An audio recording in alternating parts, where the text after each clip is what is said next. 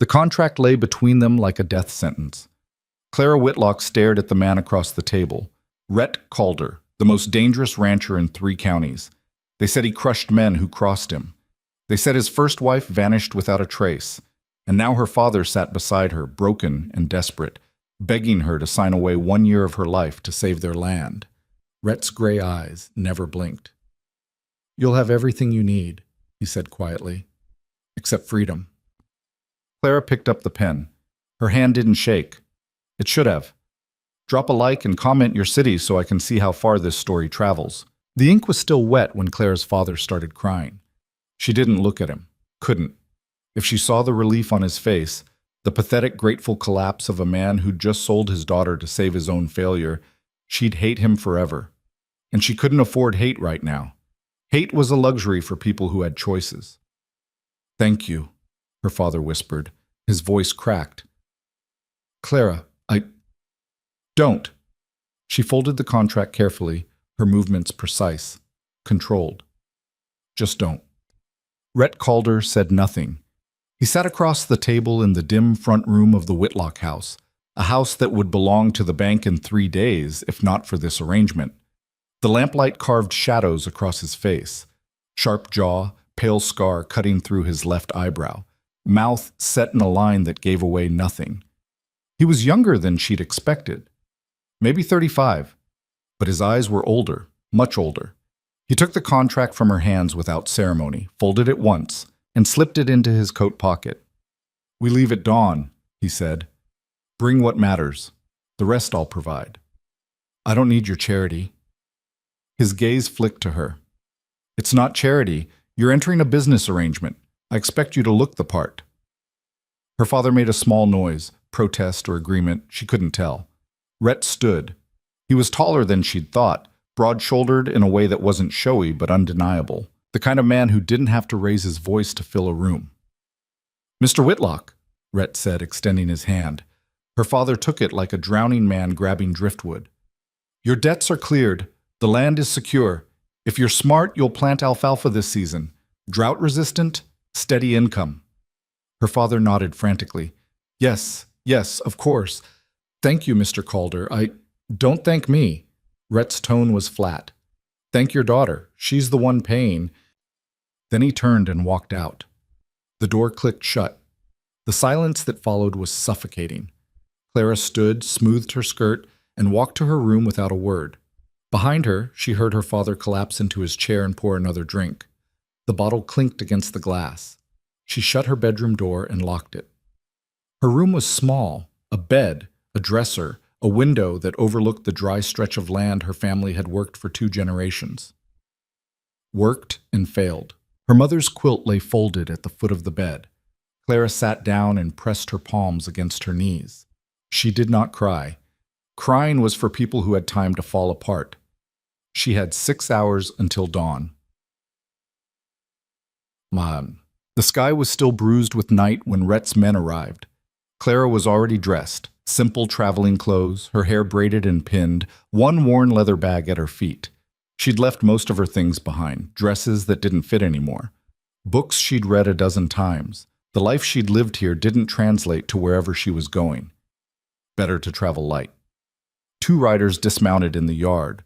One was older, weathered, with a gray beard and the suspicious eyes of a man who'd seen too much. The other was younger, lean, with a rifle slung across his back.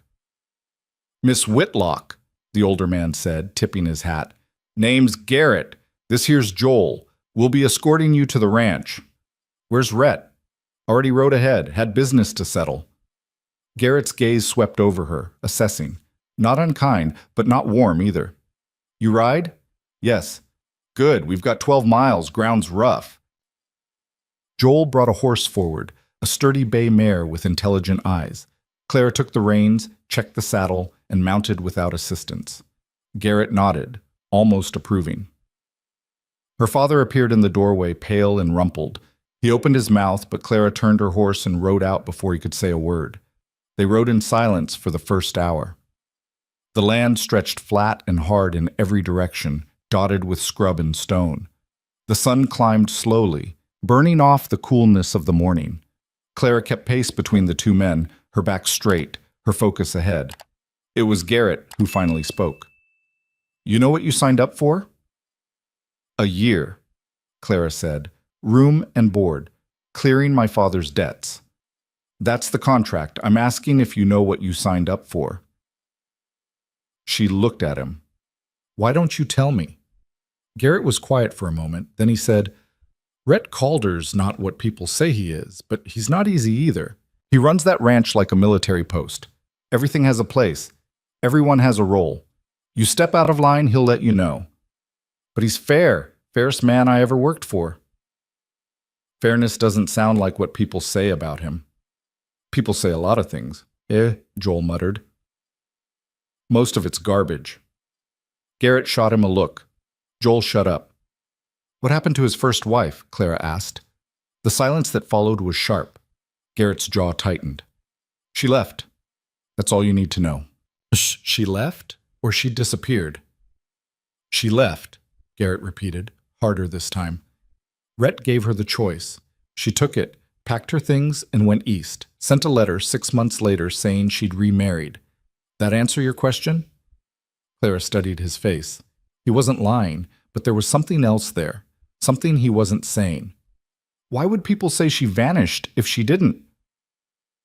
Because people love a ghost story more than the truth, Garrett said. And because Rhett never bothered to correct them. He doesn't care what people think. They rode on. The ranch appeared just after noon. Clara had expected something cold, industrial, a place built for function, not comfort. And it was partially. The main house was large, 2 stories, wood and stone, built to withstand storms and time. But it wasn't barren. There were gardens, fenced pastures, barns that looked maintained, not neglected. Workers moved with purpose. No shouting, no chaos. Everything was clean, organized. It looked like control. Garrett led her to the main house. A woman waited on the porch, gray-haired, stern-faced, arms crossed. She looked Clara up and down like she was evaluating livestock. This her? This is her, Garrett confirmed. Miss Whitlock, this is Maeve. She runs the house. I run everything Rhett doesn't have time for, Maeve corrected. She stepped closer, her sharp eyes taking in every detail. You look stronger than the last one. That's good. You'll need it. Clara met her gaze. Where is he? Out. He'll be back before dinner. In the meantime, I'll show you your room. You'll have your own space. Rhett's orders. My own? Clara frowned. We're married, Maeve snorted. On paper. Rhett doesn't force anything. You want separate rooms? You get separate rooms. You want to share? That's between you two. But he won't touch you unless you ask. Clara felt something unsteady shift in her chest. She'd been braced for cruelty, for possession, not respect. Maeve turned and walked inside. Clara followed. The house was spare but well kept. Wooden floors, simple furniture, nothing extravagant. Maeve led her upstairs to a room at the end of the hall. It was larger than Clara's room back home. A real bed, a wardrobe, a window overlooking the valley. Dinner's at 6, Maeve said. Don't be late. Rhett hates waste. What does he expect from me? Maeve paused in the doorway. Same thing he expects from everyone. Do your part. Don't lie. Don't steal. Don't make his life harder. She looked back. You do that. You'll be fine. Then she left. Clara stood alone in the room. She set her bag down, walked to the window, and looked out at the land. Miles of it, hard and beautiful and unforgiving. She'd signed a contract. 1 year, 12 months, 365 days. She could survive that. She had to. Rhett returned just before sunset. Clara was in the main room when she heard the door open. She turned, and there he was, dust on his boots, hat in his hand, exhaustion in the set of his shoulders. He looked at her for a long moment. You settled. Yes. Good. He crossed to a side table, poured himself a drink. Whiskey, neat. Maeve show you around? Enough. He nodded, took a sip. The silence stretched. Clara found herself speaking before she meant to. Why separate rooms? Rhett looked at her. You agreed to a contract, not to share my bed. Most men wouldn't care about the distinction. I'm not most men. No, Clara said quietly. This You're not. story was posted on the channel Something west of flickered in his Betrayal. eyes. Please do not warmth repost exactly, it in any but form. acknowledgement. He set the glass down. There are rules here. They apply to everyone, including you. You work, you eat. You respect the people under this roof. You carry your weight. I don't care if you like me. I don't care if you're scared of me. But I won't tolerate laziness, and I won't tolerate lies. I'm not afraid of you. His mouth almost curved. Almost. Then you're smarter or stupider than I thought. We'll find out which. He turned toward the stairs, then paused. One more thing. This is a hard place. People here have been broken by things you can't imagine. They need order, stability. If you can give them that, they'll follow you anywhere. If you can't, they'll see you as dead weight. What are you saying? I'm saying you're not just my wife on paper. You're part of this place now. Act like it. Then he walked upstairs and disappeared. Clara stood in the empty room, the weight of his words settling over her like a mantle she hadn't asked for, but couldn't refuse. She'd come here to survive. But Rhett Calder, it seemed, expected more than that. He expected her to live. The first week was a test. Clara woke before dawn, helped in the kitchens, learned the rhythms of the ranch. Maeve watched her like a hawk, correcting her when she faltered, nodding when she got things right. The workers were wary at first, polite but distant. They'd seen women come and go. They weren't going to invest in someone who might vanish in a month. But Clara didn't vanish. She learned names, listened to their stories. A young man named Ben who'd lost his family to fever. A woman named Rose who'd fled an abusive husband. An older ranch hand named Tom who'd been with Rhett since the beginning. They all had histories, wounds, and they'd all found something here. Safety. Rhett was everywhere and nowhere. She'd see him in the mornings checking the horses, at midday riding the fence line, in the evenings reviewing ledgers in his office. He was always working, always watching, but he never hovered over her, never questioned her choices. It was unnerving. On the 8th day, Clara found him in the stables. He was brushing down a black stallion, his movements methodical. He didn't look up when she approached. Something you need? He asked.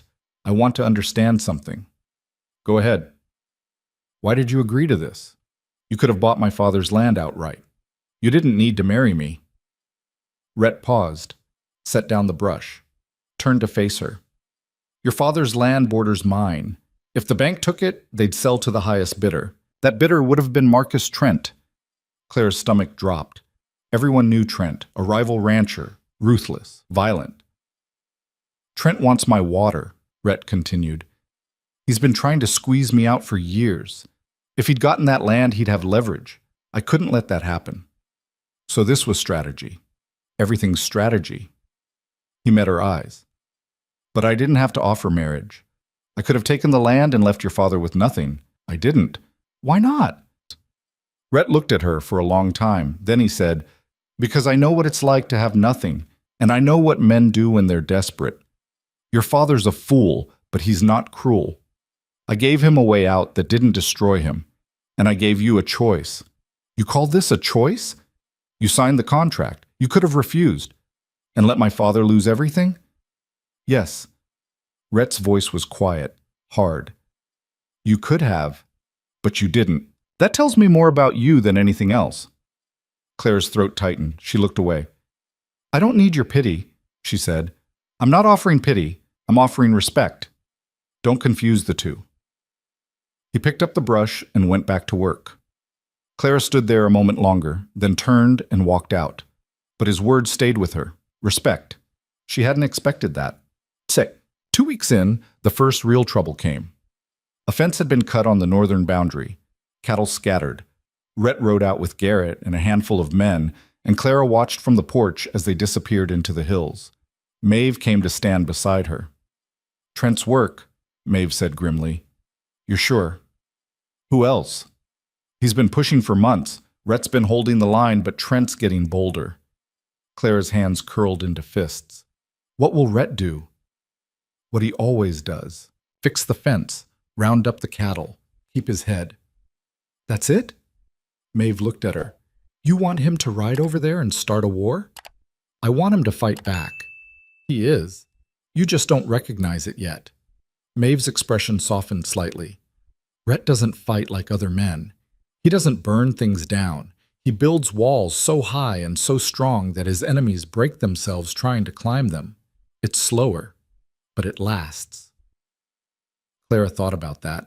When Rhett returned that evening, he was covered in dust and exhausted.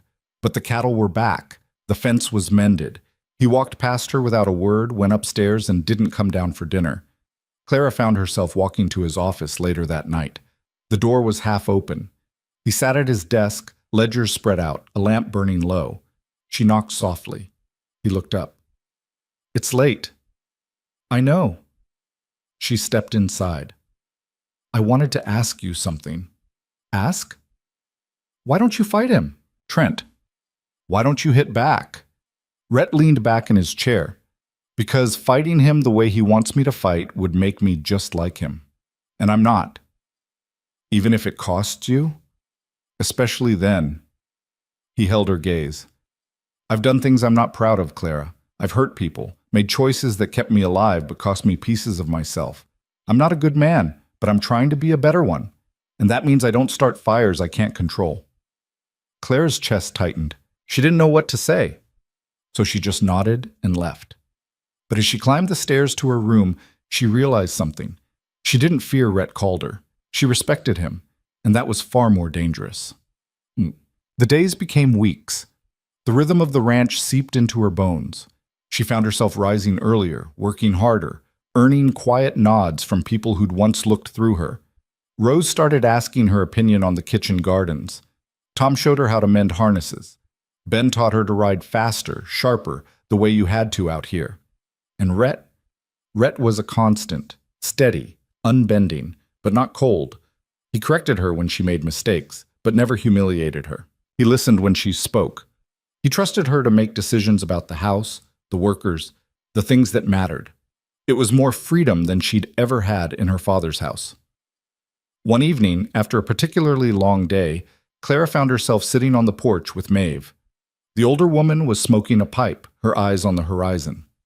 You've changed, Maeve said. Clara glanced at her. How? You stand differently, talk differently. You're not scared anymore. I was never scared, Maeve smiled. Liar. Clara laughed despite herself. Fine, maybe a little. And now? Clara looked out at the land, the vast, hard, beautiful land. Now I think I understand what this place is. And what's that? A second chance. Maeve took a long drag from her pipe. Rhett built this place for people like us, people who didn't get a first chance worth a damn. He doesn't forgive easy, but he gives people room to prove themselves. That's rarer than you think.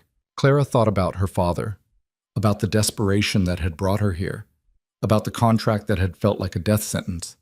It didn't feel like that anymore. What happened to his first wife? Clara asked quietly. The real story. Maeve was silent for a long time. Then she said, she wanted softness, romance, a man who'd give her poetry and flowers and tell her she was the center of the world. Rhett's not built that way. He gave her safety, respect, loyalty, but that wasn't enough for her, so she left. Maeve looked at Clara. He didn't stop her, didn't beg, just let her go. Some people saw that as cruelty. I saw it as mercy. Do you think he loved her? I think he tried, but love isn't enough if two people want different things. Maeve tapped out her pipe. The question is, what do you want, Clara? Clara didn't answer, because she didn't know yet. It was a month in when everything shifted. A fire broke out in the southern pasture, a dry lightning strike that spread fast. Rhett and the men rode out immediately, but the flames were vicious. Clara stood on the porch, watching the smoke rise, her heart pounding. Maeve grabbed her arm. We need water, every hand we've got. Clara didn't hesitate. She ran. They formed a line, buckets passed hand to hand from the well to the edge of the fire. Clara's arms burned, her lungs ached, smoke stung her eyes. But she didn't stop. Rhett was in the thick of it, beating back flames with a soaked blanket, his face streaked with ash. He This shouted story orders, was posted his voice on the cutting channel through the west of chaos, and Betrayal. people moved. Please do not They trusted repost him. it in any form. And Claire realized she did too. The fire was contained just before midnight. The damage was bad, 2 acres scorched, fences destroyed. But it could have been worse. Rhett walked back to the house alone, limping slightly. Clara met him at the porch. "You're hurt." "It's nothing. Let me see." He stopped, looked at her. Then slowly he sat down on the steps. Clara knelt beside him. His pant leg was burned, the skin beneath blistered. She fetched water and clean cloth, her hands steady as she cleaned the wound. "You didn't have to help," Rhett said quietly. "Yes, I did." "Why?" Clara looked up at him. "Because this is my home now, too." Something in his expression cracked. Just for a moment. Just enough. He reached out and touched her cheek, his thumb smudging away a streak of ash. "You're tougher than I thought," he said. "You keep underestimating me. I won't make that mistake again." Their eyes held, and in that moment, Clara felt the fragile, terrifying beginning of something she hadn't expected, something that had nothing to do with contracts, and everything to do with choice. The bandage on Rhett's leg became a quiet marker between them. Clara changed it every morning before he rode out, and every evening when he returned. He never asked her to, she just did, and he let her. It was a small thing, but out here, small things carried weight. The ranch settled back into rhythm after the fire, but something had shifted. The workers looked at Clara differently now, not as an outsider, not as Rhett's temporary acquisition, but as someone who'd earned her place. She caught Rose smiling at her over the wash basins. Tom nodded when she passed. Even Garrett, who guarded his approval like gold, started asking her opinion on supply orders. "You've got a head for numbers," he said one afternoon, watching her tally grain costs. "Better than Rhett's last bookkeeper." "Who was that?" "Rhett himself." Garrett almost smiled. "Man can build an empire, but he hates paperwork." Clara glanced toward the window where she could see Rhett in the distance, working a young horse in the round pen. His movements were patient, deliberate. The horse fought him at first, tossing its head, pulling away. But Rhett never forced, never punished. He just waited, applied pressure, released it, waited again. The horse circled, slowed, eventually came to him.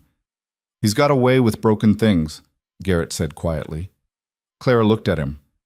"The horse isn't broken." "No, but it was." Garrett's expression was unreadable. Most people would have given up on it. Rhett doesn't give up. He just takes his time. He walked away before Clara could respond. She watched Rhett through the glass a moment longer. The horse stood beside him now, calm. He stroked its neck, spoke words she couldn't hear. Then he led it back toward the stable, the animal following him like it had always known the way. Clara turned back to the ledgers, but the numbers blurred. She wasn't thinking about grain anymore. 2 days later, Marcus Trent made his first direct move. It started with a knock at the door just after breakfast. Clara answered it to find a stranger, well-dressed, too clean for this part of the territory, with a smile that didn't reach his eyes. "Good morning, ma'am. I'm looking for Rhett Calder." "He's not here." "When will he be back?" Clara studied him. "Who's asking?" The man's smile thinned. "Tell him Douglas Finch stopped by. I'm representing Mr. Marcus Trent in a business matter. I'll return this afternoon." He tipped his hat and left before Clara could say another word. She found Rhett an hour later repairing a section of fence with Tom and Ben. When she told him about the visitor, his face didn't change, but his hands stilled on the wire. "What did he look like?" Clara described him. "That's Finch," Tom muttered. "Trent's lawyer. Nothing good comes when he shows up." Rhett pulled the wire tight, twisted it, tested the tension. "He say what he wanted?" "Business matter. He's coming back this afternoon." Rhett nodded once. "I'll be here." "What do you think Trent wants?"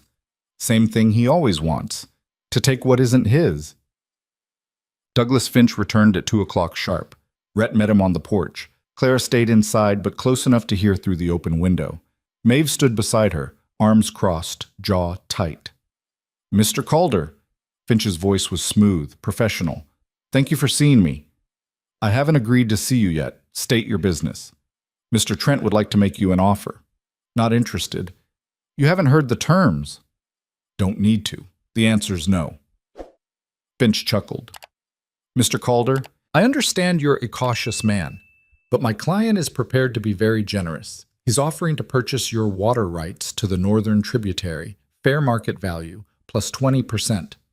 The northern tributary runs through my land. It's not for sale. Everything's for sale at the right price. Not to Marcus Trent. The silence that followed was sharp. When Finch spoke again, his tone had changed, colder.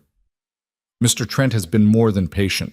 He's tried to work with you. You've refused every reasonable offer. He's beginning to think you're not a reasonable man. Then he's finally figured me out. He also wants you to know that he's acquired the Morrison property, 3 miles south of here, which means he now controls the eastern tributary as well. Clara saw Rhett's shoulders tense slightly. It was the only sign. That's Morrison's business, Rhett said. Not mine. It becomes your business when it affects your water supply. Finch leaned in slightly. Mr. Trent controls the eastern flow now. If he were to redirect it, well, that's his right as a landowner, but he'd prefer not to. He'd prefer a partnership, cooperation. You mean extortion, Finch smiled. I mean opportunity. Tell Trent he can redirect whatever he wants. I've got 2 wells and enough spring runoff to last through any drought he tries to manufacture. And tell him if he sets foot on my land again, I'll treat him like any other trespasser. Finch's smile vanished. That sounds like a threat. It's a promise. Mr. Trent doesn't respond well to promises like that. Then he shouldn't make them necessary. Rhett turned and walked back into the house. He shut the door quietly, firmly. Through the window, Clara watched Finch stand there a moment longer, his expression dark. Then he mounted his horse and rode away. Rhett stood in the hallway, his back to her. How bad is it? Clara asked. Bad enough. He exhaled slowly. Trent's been buying up land around me for 2 years. Morrison was the last piece he needed to cut off my eastern water. Now he's got leverage. Can he really redirect the tributary? Legally? Maybe. Depends on how the territory court reads water rights. But legal doesn't matter to Trent. If he wants to dam it up, he will. Fight it out in court later. Maeve cursed under her breath. That'll take years. Which is why he's betting I'll sell before it comes to that. Rhett finally turned. His eyes found Clara's. Things are going to get harder. If you want to leave, I'm not leaving. You should think about it. I already did. I'm staying. Something flickered across his face. Relief, maybe. Or something close to it. All right, he said quietly. Then we dig in, shut. The next week was tense. Rhett doubled patrols along the property lines. Garrett organized watches through the night. Everyone carried rifles. The ranch felt like it was holding its breath, waiting for the next blow. It came on a Thursday. Clara was in the kitchen with Rose when they heard the shout. She ran outside to find Ben stumbling toward the house, his shirt torn, blood streaming from a cut above his eye. They jumped me, he gasped. 3 of Trent's men at the northern fence. Rhett was there in seconds. How many? 3. Maybe 4. They told me to give you a message. Ben wiped blood from his face. They said this is just the beginning. Rhett's expression went cold, flat, the kind of calm that was more dangerous than rage. Get him cleaned up, he told Clara. Then he turned to Garrett. Round up Tom, Joel, and Franklin. We're riding out. Rhett, Garrett started. Now.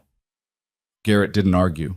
Clara grabbed Rhett's arm before he could leave. Don't do something stupid. I'm not.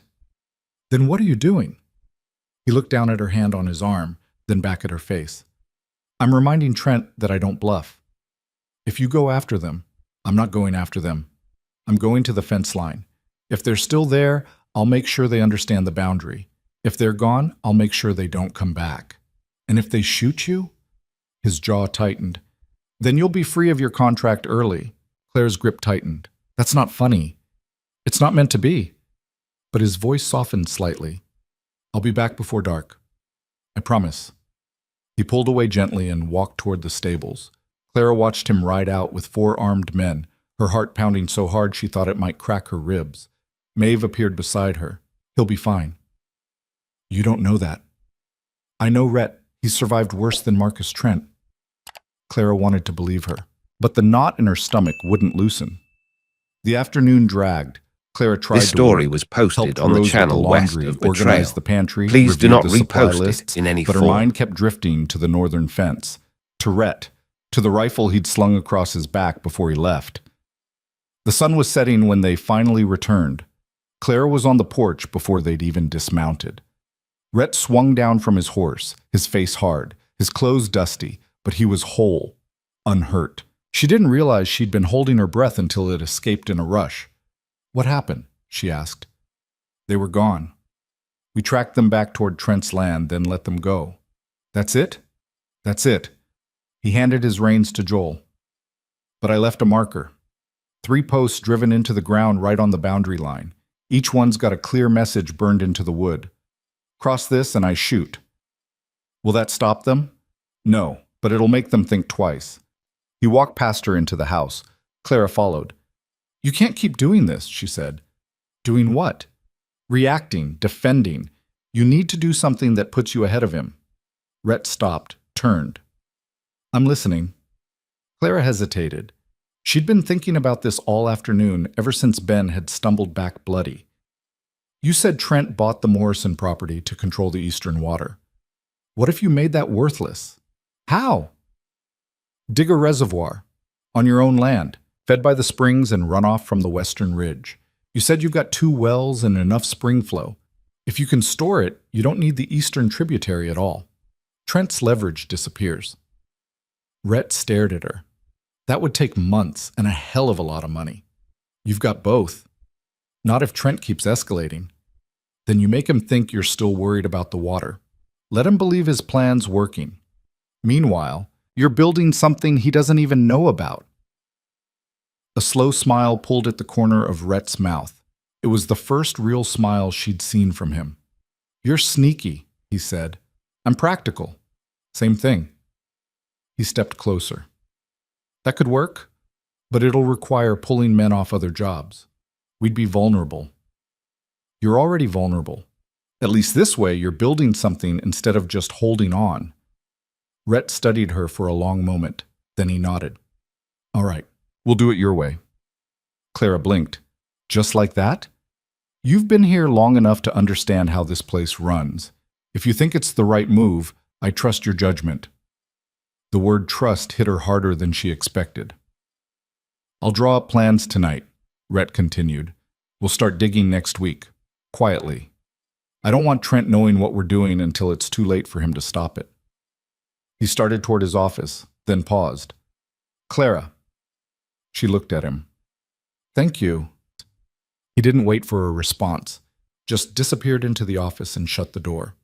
Clara stood in the hallway, her pulse still racing, warmth spreading through her chest that had nothing to do with the fire in the hearth. The reservoir project began the following Monday. Rhett handpicked a crew, men he trusted absolutely. Tom, Joel, a few others who'd been with him since the early days. They worked before dawn and after dusk, carving into the hard earth on the western edge of the property where the natural slope would help with water flow. Clara kept the household running so Rhett could focus on the dig. She managed supplies, coordinated schedules, handled the day-to-day decisions that kept the ranch from falling apart. It was exhausting, but it was also exhilarating. For the first time in her life, Clara had real responsibility, real authority, and people listened to her. One afternoon, Rose approached her with a problem. 2 of the younger workers, a boy named Samuel and a girl named Lucy, had been caught stealing food from the kitchen. "I found them sneaking bread and dried meat," Rose said, her expression troubled. "They're terrified." "Think Rhett's going to throw them out." Clara's chest tightened. "How old are they?" "Samuel's 15. Lucy's maybe 13. They showed up a few months back, half-starved. Rhett took them in, but they're still jumpy, old habits. Where are they now?" "Hiding in the barn." Clara found them huddled in the back corner, near the hay bales. Samuel stood in front of Lucy, his thin body tense, his eyes wide with fear. Lucy clutched a bundle of bread to her chest like it was gold. Clara crouched down to their level. "I'm not here to punish you." Samuel didn't move. "We'll leave. Just don't tell Mr. Calder." I'm going to tell him, but not for the reason you think. Clara kept her voice gentle. Why were you stealing? We weren't stealing, Samuel said quickly. We were just... It's okay. You can tell me the truth. Lucy's voice was small. We were saving it, in case we had to leave. Clara's heart broke a little. You think you're going to have to leave? People always leave, Lucy whispered, or they make us leave. Not here. Rhett doesn't throw people out for being hungry. He will if we steal. You weren't stealing. You were scared. Clara reached out slowly, carefully, and touched Lucy's hand. I'm going to talk to Rhett, but I need you to trust me. Can you do that? Lucy looked at Samuel. He looked at Clara. Finally, he nodded. Clara found Rhett in his office that evening, bent over maps of the reservoir site. We need to talk, she said. He looked up. What happened? She told him about Samuel and Lucy, about the fear, the hiding, the desperate need to have something stored away in case the world turned on them again. Rhett listened without interrupting. When she finished, he leaned back in his chair and exhaled slowly. They think I'm going to kick them out. They think everyone kicks them out eventually. Rhett was quiet for a long moment. Then he stood. Take me to them. Clara led him to the barn. Samuel and Lucy were still there, pressed against the wall like trapped animals. Rhett knelt down in front of them. His presence was large, solid, but he moved slowly, carefully. I'm not angry, he said. Samuel's hands shook. We're sorry. I said I'm not angry. I need you to hear that. Rhett's voice was firm, but not harsh. You're not in trouble, but I need to understand something. Why didn't you just ask for more food? We didn't want to be a burden, Lucy whispered. You're not a burden. You work. You earn your keep. And if you need more, you ask. That's the rule here. You don't have to hide. You don't have to hoard. He paused. I know what it's like to be hungry, to not know if there's going to be another meal. But that's not how this place works. You understand? Lucy's eyes filled with tears. You're not going to send us away? No, you're staying. Rhett's expression softened just slightly. But if you need something, anything, you come to me or Clara or Maeve. No more hiding. Deal? Samuel nodded, his throat working. Deal. Rhett stood. Good. Now go help Rose in the kitchen. I'm betting she could use an extra set of hands with dinner. They scrambled up and ran off, relief written across their faces. Clara watched them go, then looked at Rhett. You're good at that. At what? Making people feel safe. He didn't answer right away, just stared after the kids, something old and tired in his eyes. I spent too many years not feeling safe, he said finally. I won't let that happen to anyone under my roof. Clara stepped closer. Is that why you built this place? The ranch? Part of it. He glanced at her. I was 18 when I lost my family. Fever took my parents and my sister in the same month. I had nothing. No land, no money, no name. I did things I'm not proud of just to survive. Worked for men I hated. Hurt people because I was told to. When I finally had enough, I swore I'd build something different. A place where people didn't have to choose between their dignity and their survival. And you did. I tried. His jaw tightened. But it's never finished. There's always someone like Trent trying to tear it down. Always another fight. Clara reached out and touched his arm. Then we keep fighting. Rhett looked down at her hand, then back at her face. The air between them shifted, charged, fragile, dangerous. You didn't sign up for this, he said quietly. Neither did you. But here we are. His hand covered hers, warm, rough, real. Here we are, he echoed. For a moment, neither of them moved. Then Rhett pulled away, cleared his throat, and stepped back. I should get back to the maps. Right. Yes. He walked toward the door, then stopped. Clara. Yeah? You're good at this too. At what? Making people feel like they matter. He left before she could respond. Clara stood alone in the barn, her hand still tingling where his had been, her heart doing something reckless and terrifying in her chest.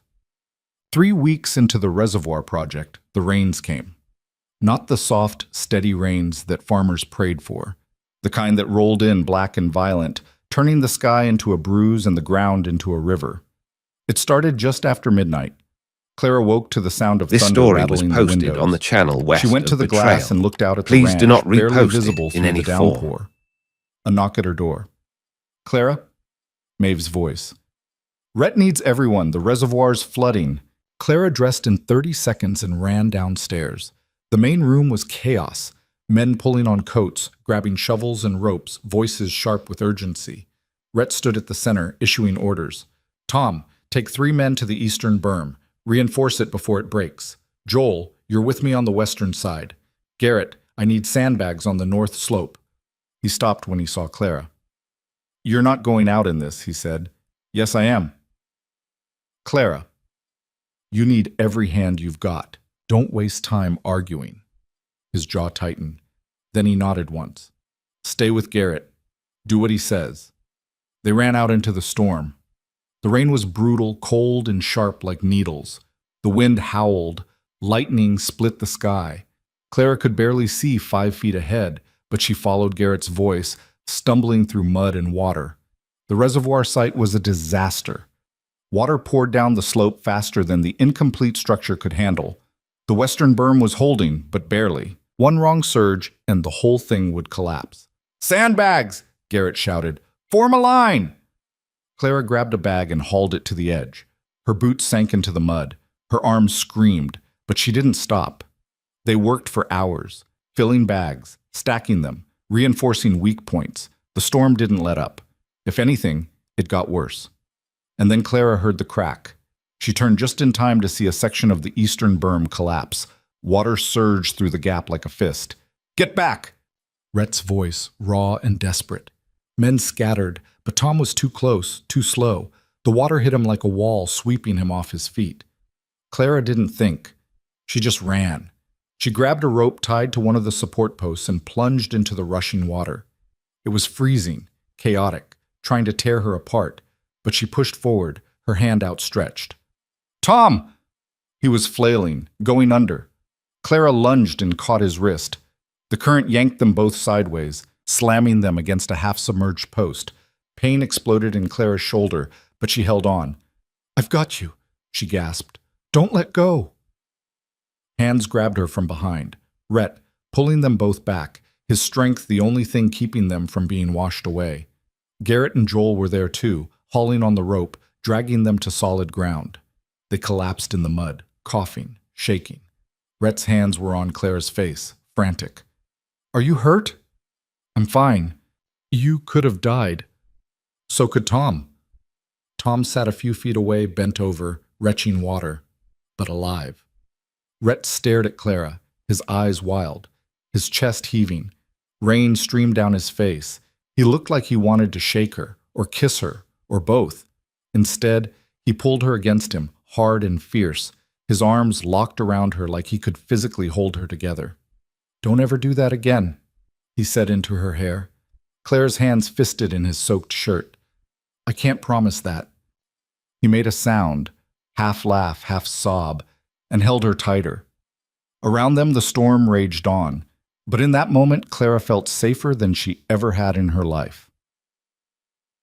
Best. By dawn, the storm had passed.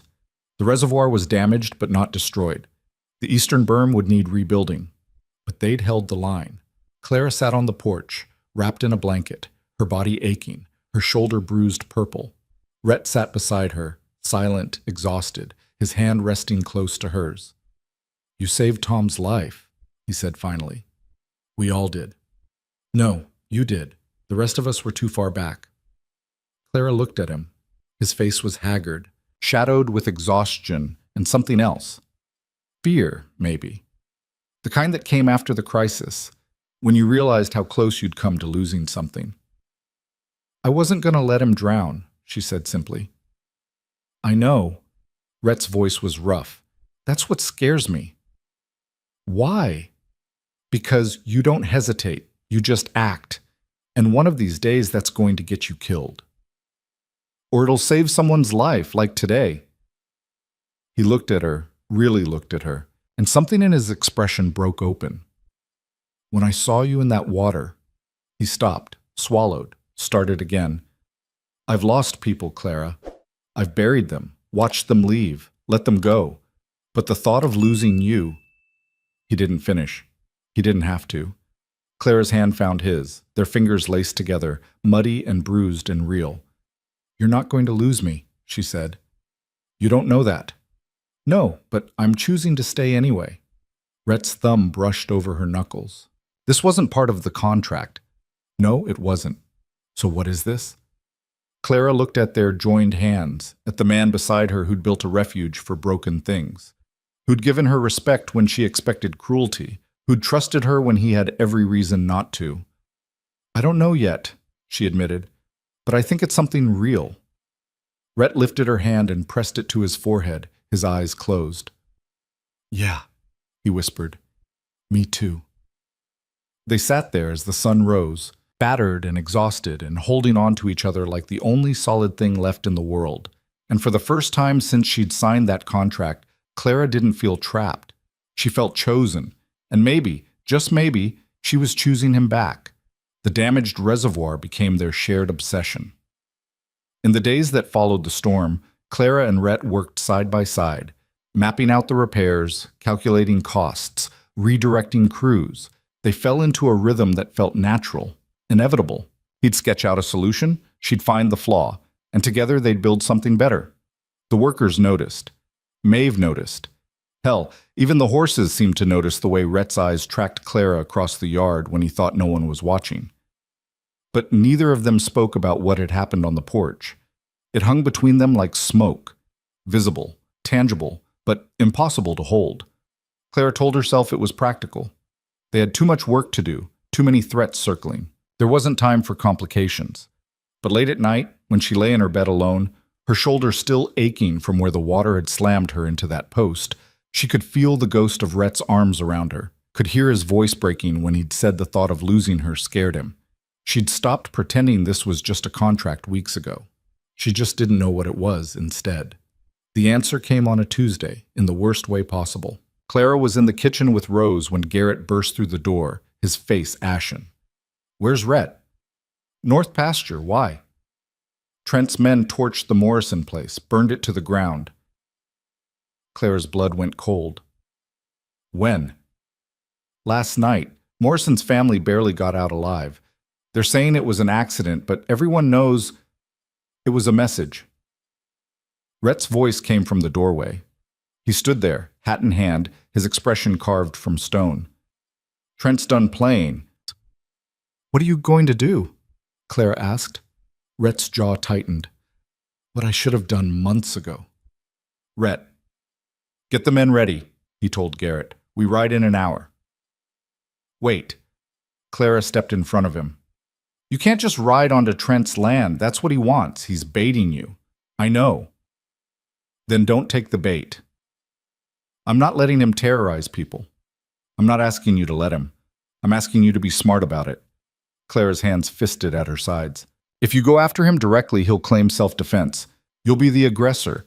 But if you go to the territory marshal, the marshal's 3 days' ride from here and he's in Trent's pocket. Then we go over his head, to the territorial governor." Rhett stared at her. "That'll take weeks.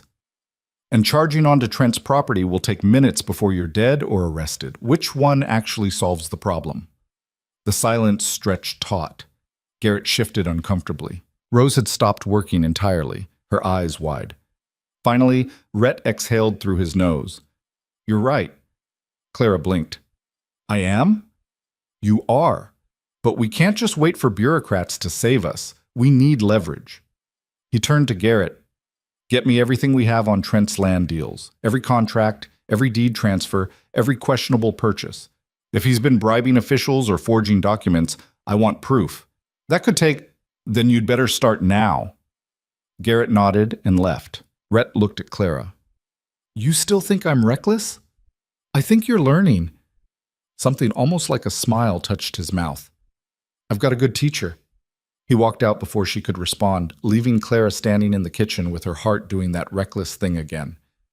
Rose cleared her throat. "You know he's in love with you, right?" Clara's head snapped around. "What?" "Rhett. He's in love with you." Rose said it like she was commenting on the weather. Everyone knows. We're not. Oh, honey.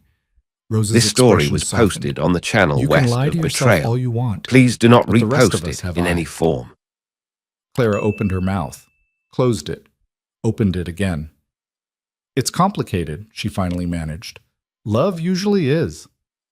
Rose went back to kneading dough. Question is, what are you going to do about it? Clara didn't have an answer, Chatem. The investigation into Trent's dealings took 3 days. Garrett and Tom dug through county records, tracked down witnesses, interviewed former workers who'd been burned by Trent's operations. What they found was damning: falsified surveys, bribed land assessors, intimidation tactics that had forced at least 4 families to sell at a fraction of fair value. But the most valuable piece came from an unexpected source. A woman named Helen Marsh arrived at the ranch on Thursday evening, thin and worn, clutching a leather satchel to her chest like a lifeline. Maeve brought her to Rhett's office, where Clara was helping organize the evidence. "Mrs. Marsh," Rhett said, standing, "what can I do for you?" "You can stop Marcus Trent." Her voice shook. "He killed my husband." The room went still. "Sit down," Rhett said gently. "Tell me what happened." Helen Marsh sat. Her hands trembled as she opened the satchel and pulled out a stack of papers. "My husband worked for Trent, bookkeeper. He saw things, payments that didn't make sense, money moving to territorial officials. When he asked questions, Trent told him to keep his mouth shut. But my husband, he had a conscience. He started making copies, keeping records." She pushed the papers across the desk. "3 weeks ago, my husband's horse threw him, broke his neck. They said it was an accident, but the saddle had been cut, halfway through the girth strap. I found it after they buried him." Clara's stomach turned. Rhett picked up the papers, his expression darkening as he read. "These are ledgers, payment records. 5 years' worth. Bribes to the land office, the marshal, even a territorial judge." Helen's eyes were dry but hollow. "I can't prove Trent killed my husband, but I can prove he's been stealing land through corruption. That's enough, isn't it?" Rhett looked at her for a long moment. Then he said, "It's enough. I'll make sure it's enough." "What do you need from me?" "Nothing. You've done more than anyone had a right to ask. Go somewhere safe. I'll handle it from here." Helen Marsh stood slowly. "He took everything from me, Mr. Calder. Make him pay." "I will." After she left, Clara leaned against the desk, her mind racing. "This is it. This is what you need." "It's what we need," Rhett corrected. He was already writing a letter, his hand moving fast and sure. "I'm sending this to the territorial governor tonight. With this evidence, Trent's finished. He won't go quietly. No, he'll come for us first." Rhett sealed the letter, dripped wax, pressed his signet ring into it. "Which is why we need to be ready." "Ready for what?" Rhett's eyes met hers. "War." The letter went out that night with Joel, who rode hard for the territorial capital. The ranch locked down. Guards doubled. Rifles loaded. Everyone knew what was coming. Trent would hear about the letter. Someone in the governor's office would tip him off, bought loyalty being what it was, and when he did, he'd strike. The waiting was worse than the storm. Clara threw herself into work, but it didn't help. Her nerves were stretched wire-thin. She kept seeing Helen Marsh's hollow eyes, kept thinking about the cut saddle strap, about how easy it was to make murder look like an accident out here. On the third night, she found Rhett alone in the stable, checking the horses one last time before bed. "Can't sleep?" he asked without turning. "No." "Me neither." Clara stepped closer. He was brushing down the black stallion, the one he'd been working with when she'd first started noticing him differently. The horse stood calm now, trusting. "How do you do it?" she asked. "Do what?" "Stay steady, when everything's falling apart." Rhett's hand stilled on the horse's flank. I just don't let people see it." "I see it." He looked at her then, really looked. The lamplight caught the tired lines around his eyes, the tension in his jaw. He looked older tonight, more human. "You see a lot of things," he said quietly. So do you. The air between them thickened. Rhett set down the brush. Clara, don't. She stepped closer. Don't say something reasonable. Don't remind me about the contract or the timing or how complicated this is. Then what do you want me to say? I want you to tell me the truth. His throat worked. The truth is, I haven't slept through the night since you walked into that water after Tom. The truth is, I check on you 3 times a night to make sure you're still here. The truth is, he stopped, swallowed hard. The truth is, I didn't plan on this. On you. Clara's heart hammered. I didn't plan on you either. I know. His hand lifted, hesitated, then gently touched her face. His palm was rough, warm, real. This is a bad idea. Probably. We should wait until things settle. Things are never going to settle, not out here. Clara, she kissed him. It wasn't soft, wasn't tentative. It was months of tension and fear and wanting something she'd been too scared to name. Rhett went rigid for half a heartbeat, then his control shattered. His hands came up, one tangling in her hair, the other pulling her against him. He kissed her like he was drowning and she was air. When they finally broke apart, both breathing hard, Rhett pressed his forehead to hers. This changes everything, he said roughly. I know. If Trent finds out, he won't. Clara, stop. She gripped his shirt. Stop trying to protect me from every possible thing that could go wrong. I'm here. I'm choosing this. I'm choosing you. Rhett's eyes closed. His arms tightened around her. You're going to get yourself killed. Then at least I'll die choosing something that matters. He made a sound that was half laugh, half despair. You're impossible. And you're stuck with me. Yeah. He kissed her again, slower this time. Deeper. I am. They stood there in the quiet stable, holding each other like the world wasn't about to catch fire.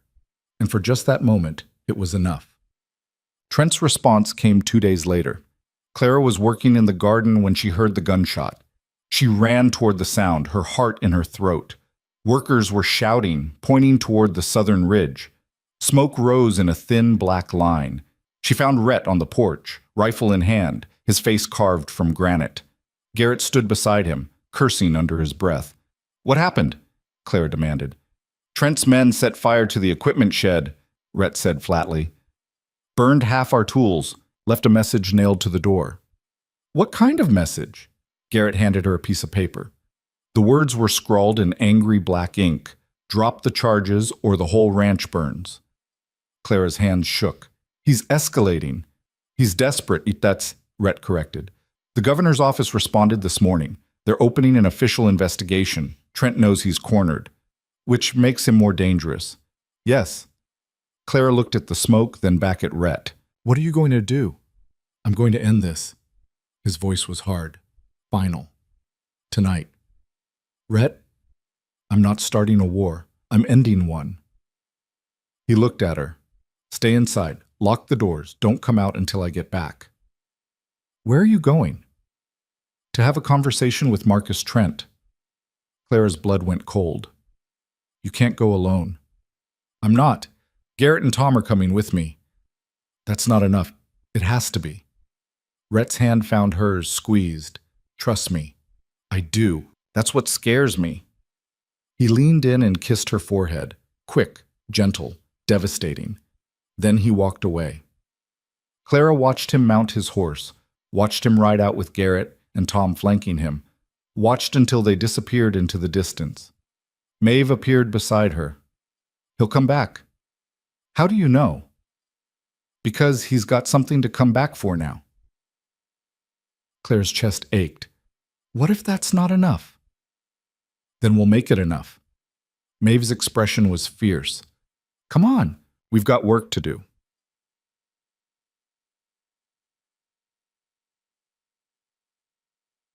The hours crawled. Clara helped Maeve prepare for the worst, stockpiling water, organizing the remaining weapons, making sure every door and window could be secured. Rose kept the younger workers calm. Samuel and Lucy stuck close to Clara, their eyes too wide, their fear a living thing. Night fell. Still no sign of Rhett. Clara paced the main room, her nerves screaming. Every sound made her jump. Every shadow looked like a threat. When the knock came at the door, she nearly screamed. Maeve grabbed a rifle. "Who is This it?" story was posted me. on the channel west Joel's of voice Betrayal. strained. Please "Open do up." not repost it in Clara any threw form. the door open. Joel stood there, blood soaking through his shirt, his face pale. "Where's Rhett?" she demanded. "Still at Trent's. There was an ambush. They were waiting for us." Clara's world tilted. "Is he? He's alive. But he's pinned down. Trent's got twice as many men as we thought. Garrett sent me back to get reinforcements." Clara didn't hesitate. "How many men do we have here?" "Maybe 8 who can shoot." "Get them, now." "Miss Clara? Now Joel?" He ran. Maeve grabbed Clara's arm. "You're not going out there." "Yes, I am." "You'll get yourself killed. If Rhett dies because I stayed here safe, I'll never forgive myself." Clara pulled away. "I'm going." "Then I'm coming with you." Clara blinked. "Maeve, you think I'm letting you ride into a fight alone? Not a chance." The older woman's eyes were hard. "I've been shooting since before you were born. Let's go." They armed themselves, rifles, pistols, whatever they could carry. Joel returned with the men, a ragged crew but determined. Ben was there, his face set. Tom's younger brother, Franklin. A few others Clara barely knew by name. "Mount up," she said. "We're bringing them home." They rode hard through the darkness, the horses' hooves pounding against the hard ground. Clara's mind raced. She didn't have a plan, didn't have strategy. She just knew she couldn't lose Rhett. Not now. Not when she'd finally admitted what he meant to her. The sound of gunfire reached them before they saw the flames. Trent's ranch was chaos, muzzle flashes in the darkness, men shouting, the sharp crack of rifles echoing off the hills. Clara pulled her horse to a stop behind a rise, her heart hammering. "There," Joel pointed. "Rhett and the others are pinned behind that barn. Trent's men have them surrounded." Clara scanned the scene. Trent's forces were spread out, confident. They thought they had this won. They were wrong. "We split up," Clara said. "Half of you with Maeve hit them from the east. Draw their fire, the rest with me. We go around the north side and pull Rhett out." "That's suicide," Franklin said. "You got a better idea?" Silence. "Then let's move." They split. Clara led her group in a wide arc, keeping low, using the darkness. Her pulse roared in her ears. Every instinct screamed that this was insane. But she kept moving. The first shot rang out from Maeve's position. Trent's men turned, confused. That was the opening. Clara and her group rushed forward. She saw Rhett then, crouched behind a water trough, his face streaked with blood and dirt. Their eyes met across the chaos. His expression went from shock to fury. "What the hell are you doing here?" "Saving you. You're welcome." A bullet smashed into the wood beside her head. Clara dropped, rolled, came up shooting. She'd never fired a gun in anger before, but fear and desperation made her hands steady. Beside her, Ben and Franklin laid down covering fire. Joel was already pulling Garrett to his feet. The older man was limping, his leg bleeding. "Fall back!" Rhett shouted. "Everyone move!" They ran. Bullets chased them. Someone screamed. Clara didn't look back. She just ran, her lungs burning, her grip white-knuckled on the rifle. They made it to the horses. Mounted, rode. Behind them, Trent's men gave chase, but Maeve's group had broken their formation. The pursuit was disorganized, half-hearted. They rode until Clara's legs were numb and her hands were shaking so hard she could barely hold the reins. When they finally stopped, Rhett dismounted and pulled Clara off her horse before she could protest. His hands gripped her shoulders, his eyes wild. "What were you thinking?" "I was thinking you were going to die." "So you rode into a firefight?" "Yes." Rhett stared at her. Then he kissed her, hard and desperate and furious. When he pulled back, his voice was rough. "Don't ever do that again." "You don't get to ask me that." "Clara." "No. You don't get to ride off and expect me to just wait around wondering if you're coming back.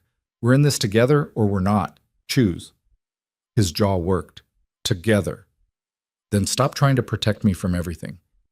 "I can't. It's who I am." Then learn to live with the fact that I'm going to protect you back." Something in his expression broke. He pulled her against him, his face buried in her hair. "You're going to kill me." "Not if Trent does it first." Rhett laughed. The sound choked. "Fair point." Around them, the others were tending wounds, checking horses, coming down from the adrenaline. Garrett was sitting against a rock, Maeve wrapping his leg with strips torn from her skirt. "We can't go back to the ranch," Tom said quietly. "Trent knows where we are. He'll hit us tonight." "Then we don't go back," Rhett said. "We go somewhere he won't expect." "Where?" "The old mining camp, 20 miles west. Abandoned for years, but the structures are still there. We can defend it." Clara looked at him. "And then what?" "Then we wait. The governor's investigation will move forward. Trent's already shown his hand. He attacked us unprovoked. That's all the proof they'll need. If we survive long enough for it to matter." Rhett's hand found hers. "We will." Clara wanted to believe him, but as they mounted up again, riding toward an abandoned camp in the middle of nowhere with Trent's men somewhere behind them, she couldn't shake the feeling that the worst was still coming. The mining camp was a ghost town. Rotting buildings, collapsed shafts, the bones of a place that had died when the silver ran out. But the main bunkhouse was still standing, and there was a natural choke point at the entrance, a narrow ravine that would force anyone attacking to come in single file. They fortified what they could, barricaded windows, set up firing positions, rationed what little supplies they'd managed to bring, and then they waited. Dawn came cold and gray. Clara stood watch on the roof of the bunkhouse, her rifle across her lap, her eyes scanning the horizon. Rhett climbed up beside her. He moved stiffly. He'd taken a bullet to his side during the fight, though he'd refused to admit how bad it was until Maeve had forced him to let her stitch it. "You should be resting," Clara said. "So should you." "I can't." "Me neither." They sat in silence for a moment. Then Rhett said, "I'm sorry." Clara looked at him. "For what?" "For dragging you into this. You signed a contract to save your father's land, not to fight a war." "You didn't drag me. I chose." She met his eyes. "And I'd choose it again." His hand covered hers. "I don't deserve you." "Probably not, but you're stuck with me anyway." He smiled, tired, real, heartbreaking. "Best thing that ever happened to me." Claire's throat tightened. "We're going to survive this." "I know." "How?" "Because I've got something to survive for now." He leaned in, his forehead touching hers. "You!" Before Clara could respond, a shout came from below. "Riders! Coming in fast!" They scrambled to their feet. Clara grabbed her rifle, her heart slamming against her ribs. But when the riders came into view, it wasn't Trent's men. It was Joel. And behind him, a column of territorial rangers, 20 strong, wearing official badges, rifles ready. The lead ranger dismounted, his expression grim. "Rhett Calder?" "That's me. I'm Captain Hayes. The governor sent us. We've got a warrant for Marcus Trent's arrest, and we've got orders to secure this location and anyone under Trent's threat." His eyes swept the camp. "Looks like we got here just in time." Rhett's shoulders sagged slightly, the first crack in his armor. "You have no idea." Hayes' expression softened just slightly. "Actually, we do. We've been tracking Trent's movements for 2 days. He's holed up at his ranch with what's left of his crew. We're moving on him within the hour." He paused. "You're welcome to ride with us. See it through." Rhett looked at Clara. She knew what he was asking. She also knew her answer. "We ride together," she said. Rhett's mouth curved. "Together." Captain Hayes nodded. "Mount up. This ends today." Clara climbed down from the roof, her legs shaking, her hands steady. It wasn't over yet, but for the first time in weeks, she believed it could be. The ride to Trent's ranch felt like riding toward the edge of the world. 20 territorial rangers plus Rhett's crew, maybe 30 people total, strung out in a loose column across the hard ground. Clara rode beside Rhett, her rifle across her saddle, her body still humming with adrenaline from the night before. She hadn't slept. Doubted anyone had. But exhaustion was a luxury they couldn't afford yet. Captain Hayes rode at the front, his posture military straight, his eyes constantly scanning. He'd been polite but distant when they'd set out, treating Rhett with the kind of careful respect reserved for men whose reputations preceded them. But as they rode, Clara noticed him glancing back at Rhett more than once, something assessing in his gaze. This story Finally, was he dropped posted back on the to right channel west alongside of them. Betrayal. "I Please do read not the file on repost you," it in any form. Hayes said without preamble. "Before we rode out, the governor wanted me to know who I was protecting." Rhett's expression didn't change. And it's an interesting history. Frontier enforcer, bounty hunter. Some ugly work in there. I never pretended otherwise. "No, you didn't. That's what made the file interesting." Hayes paused. "Most men with that kind of past either end up dead or become exactly what they were fighting. You built something instead. That takes a different kind of strength." Rhett glanced at him. "Is there a point to this?" "The point is, I've seen men like Trent before. They think violence and money make them untouchable. They're wrong. But taking them down the right way, through law, through evidence, that's harder than just putting a bullet in them. Takes patience. Discipline." Hayes' eyes cut to Clara, then back to Rhett. "I'm saying I respect what you're trying to do here, and I'm going to make sure it sticks." Something in Rhett's shoulders relaxed slightly. "Appreciated." Hayes nodded and spurred his horse forward again. Clara looked at Rhett. "He's not wrong about you being different. I'm not different. I just got tired of being the same." "That's the definition of different." Rhett almost smiled. "You always have an answer, don't you?" "One of my many charms." This time he did smile. Small, brief, but real. His hand found hers where it rested on her thigh, squeezed once, then let go. They rode on.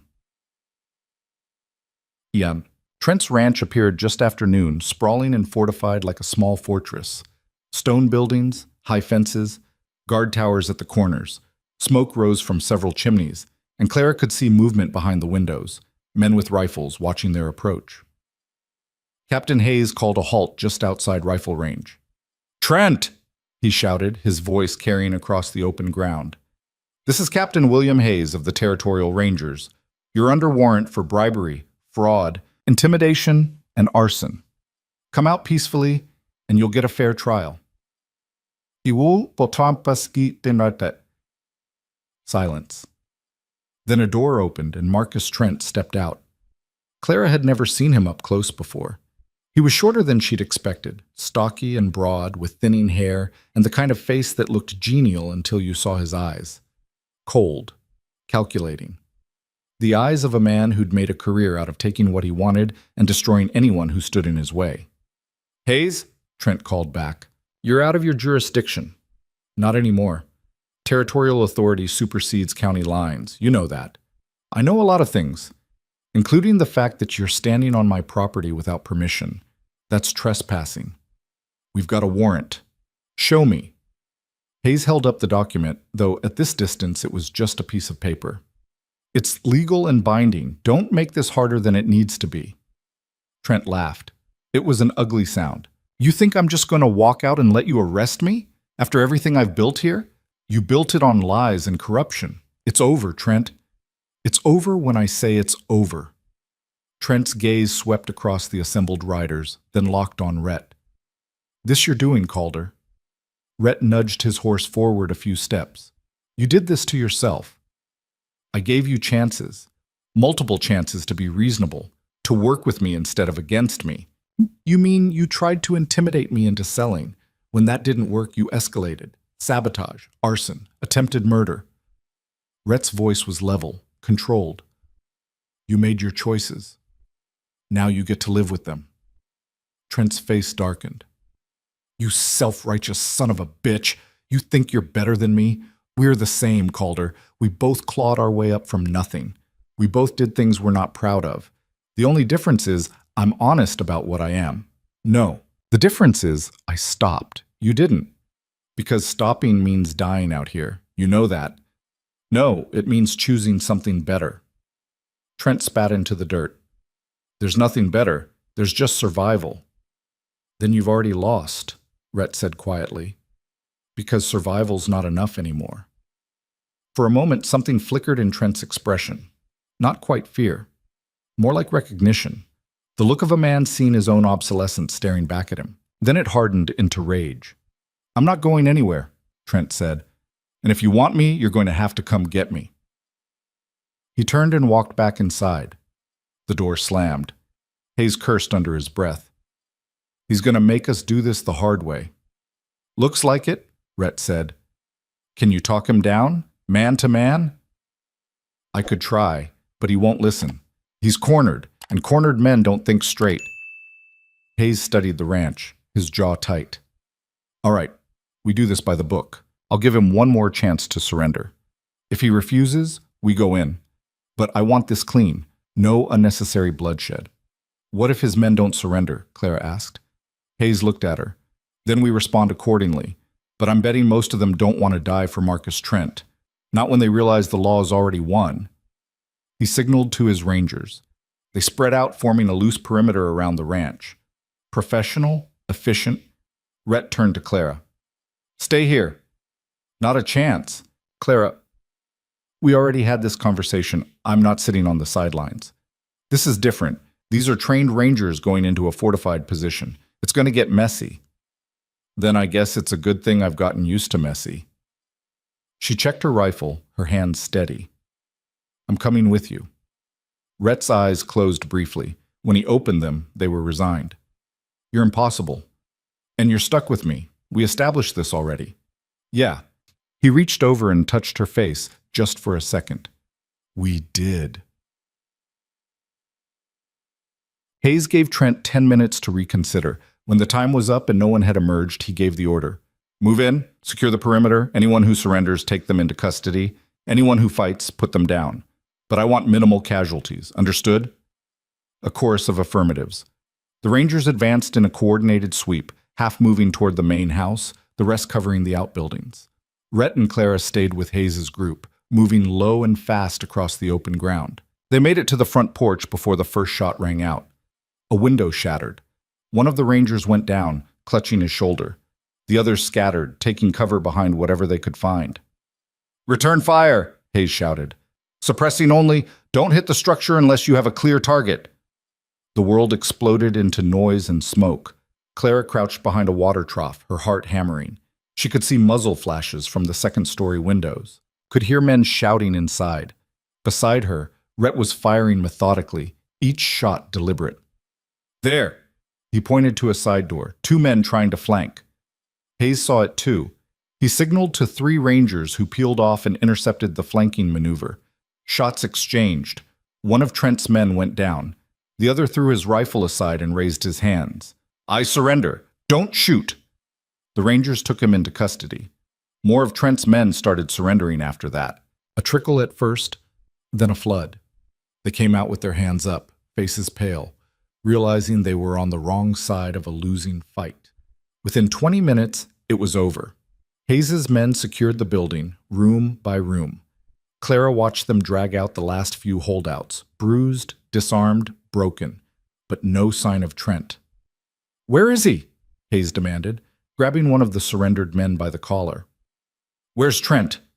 The man's eyes were wide with fear. "He's gone. Ran out the back when you breached the front. Headed for the hills." Hayes cursed and turned to Rhett. "You know this land. Where would he go?" Rhett thought for a moment. "There's a canyon about 3 miles northeast. Rocky terrain, hard to track. If he's trying to lose us, that's where he'd head." "Can you find him?" "Maybe, but it'll be on foot. Horses can't navigate that terrain."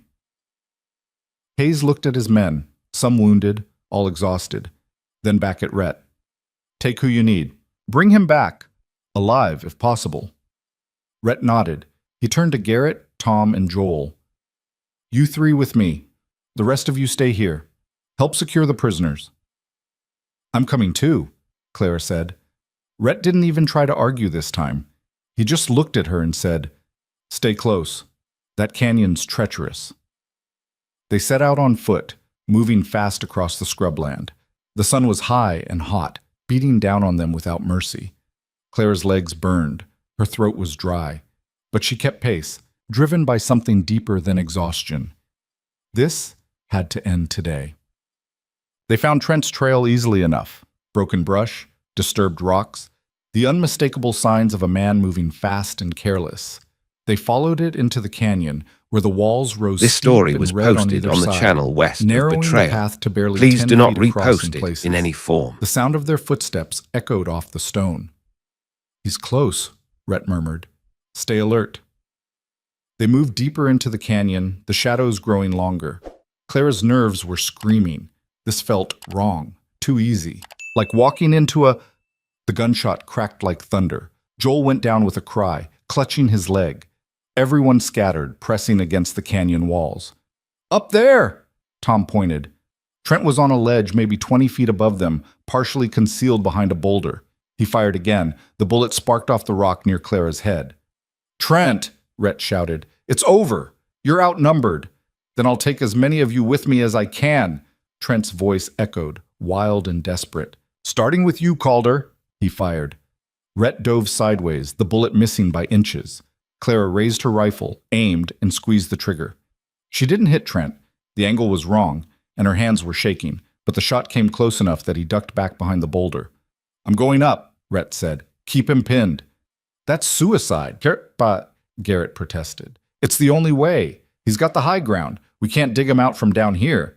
"But then I'm coming with you," Clara said. "No, don't waste your breath arguing. Just move." Rhett's jaw tightened. Then he nodded. "Garrett, Tom, keep him busy. We're going around." They moved while the others laid down suppressing fire. Clara followed Rhett along the base of the canyon wall, looking for a way up. They found a narrow crevice, barely wide enough to squeeze through, but it led upward. "Can you climb?" Rhett asked. Clara looked at the near vertical rock face. "Guess we're about to find out." They climbed, slowly, painfully. Clara's fingers scraped raw against the stone. Her shoulders screamed, but she kept moving, kept reaching for the next handhold, the next foothold. Rhett climbed ahead of her, testing each grip before putting his weight on it. Once, a rock gave way under his boot, sending him sliding down a few feet. Clara grabbed his wrist, her own position precarious, and held on until he found purchase again. "Thanks," he gasped. "Don't mention it." They kept climbing. When they finally reached the top, they were behind Trent's position. He was still focused on the canyon floor, firing down at Garrett and Tom, unaware they'd flanked him. Rhett signaled Clara to circle right while he went left. She moved quietly, her rifle ready, her heart pounding so hard she thought Trent might hear it. They closed in from both sides. "Drop the rifle, Trent," Rhett said quietly. Trent spun, his face contorted with rage and desperation. He swung his rifle toward Rhett. Clara fired. The shot hit Trent in the shoulder. He screamed and dropped the rifle, stumbling backward. Rhett was on him in seconds, tackling him to the ground. They struggled, Trent fighting like a cornered animal, Rhett holding him down with grim determination. "It's over," Rhett said, breathing hard. "Stop fighting." Trent's face twisted. "You think this changes anything? You think the law is going to protect you? Men like me, we always come back." "No," Rhett said. "Men like you end up here, bleeding on a rock because you couldn't let go." He pulled Trent's arms behind his back and tied them with a length of rope from his belt. Clara kept her rifle trained on Trent until Rhett had him secured. Then she lowered it, her hands shaking now that the adrenaline was fading. Rhett looked at her. "You hit him." "I was aiming for center mass," got his shoulder instead. "Good enough." He stood. This pulling story Trent was up with him. posted on the channel "Let's get him west back." of Betrayal. They Please climbed do not down carefully, repost it Trent in any stumbling form. between them, his face pale from blood loss and shock. By the time they reached the canyon floor, Joel had tied off his leg wound and Garrett and Tom were waiting. "Is it done?" Garrett asked. Rhett nodded. "It's done." They walked back to the ranch in silence, Trent stumbling ahead of them like a broken thing. The fight had gone out of him. All that was left was a man facing the consequences of his choices. When they emerged from the canyon, Captain Hayes was waiting with his men. He took one look at Trent and nodded. "Good work. We'll take him from here." 2 Rangers hauled Trent away. He didn't resist, didn't speak, just let himself be led to a wagon and locked inside. Hayes turned to Rhett. "You've got my thanks, and the territories. This won't be forgotten." "I didn't do it for thanks." "I know, but you've earned them anyway." Hayes extended his hand. Rhett shook it. As the Rangers prepared to move out, Clara found herself standing beside Rhett, watching the wagon that held Marcus Trent roll away into the distance. "Is it really over?" she asked quietly. "The fighting is. The rest," Rhett exhaled. "We'll see." Clara looked at him. He was covered in dust and sweat and dried blood, some his, some not. His face was lined with exhaustion, but there was something lighter in his eyes now, something that hadn't been there before. Hope, maybe, or just the absence of the constant weight he'd been carrying. "Come on," he said. "Let's go home." Peut-être. The ride back to the ranch took most of the day. By the time they arrived, the sun was setting, painting the sky in shades of orange and purple. The workers who'd stayed behind came running when they saw the group approaching, relief and joy written across their faces. Rose threw her arms around Clara the moment she dismounted. "Thank heaven you're safe." "We're fine," Clara said, though her voice cracked a little. "It's over." Maeve appeared, her sharp eyes sweeping over everyone, cataloging injuries. "Joel needs that leg looked at properly. And Rhett, you're bleeding through your shirt again." "I'm fine." "You're an idiot. Inside. Now." Rhett didn't argue. He was too tired. Clara followed them into the house. Maeve had set up a makeshift infirmary in the main room, clean cloths, boiled water, what medical supplies they had. She made Rhett sit down and started cutting away his shirt to get at the wound in his side.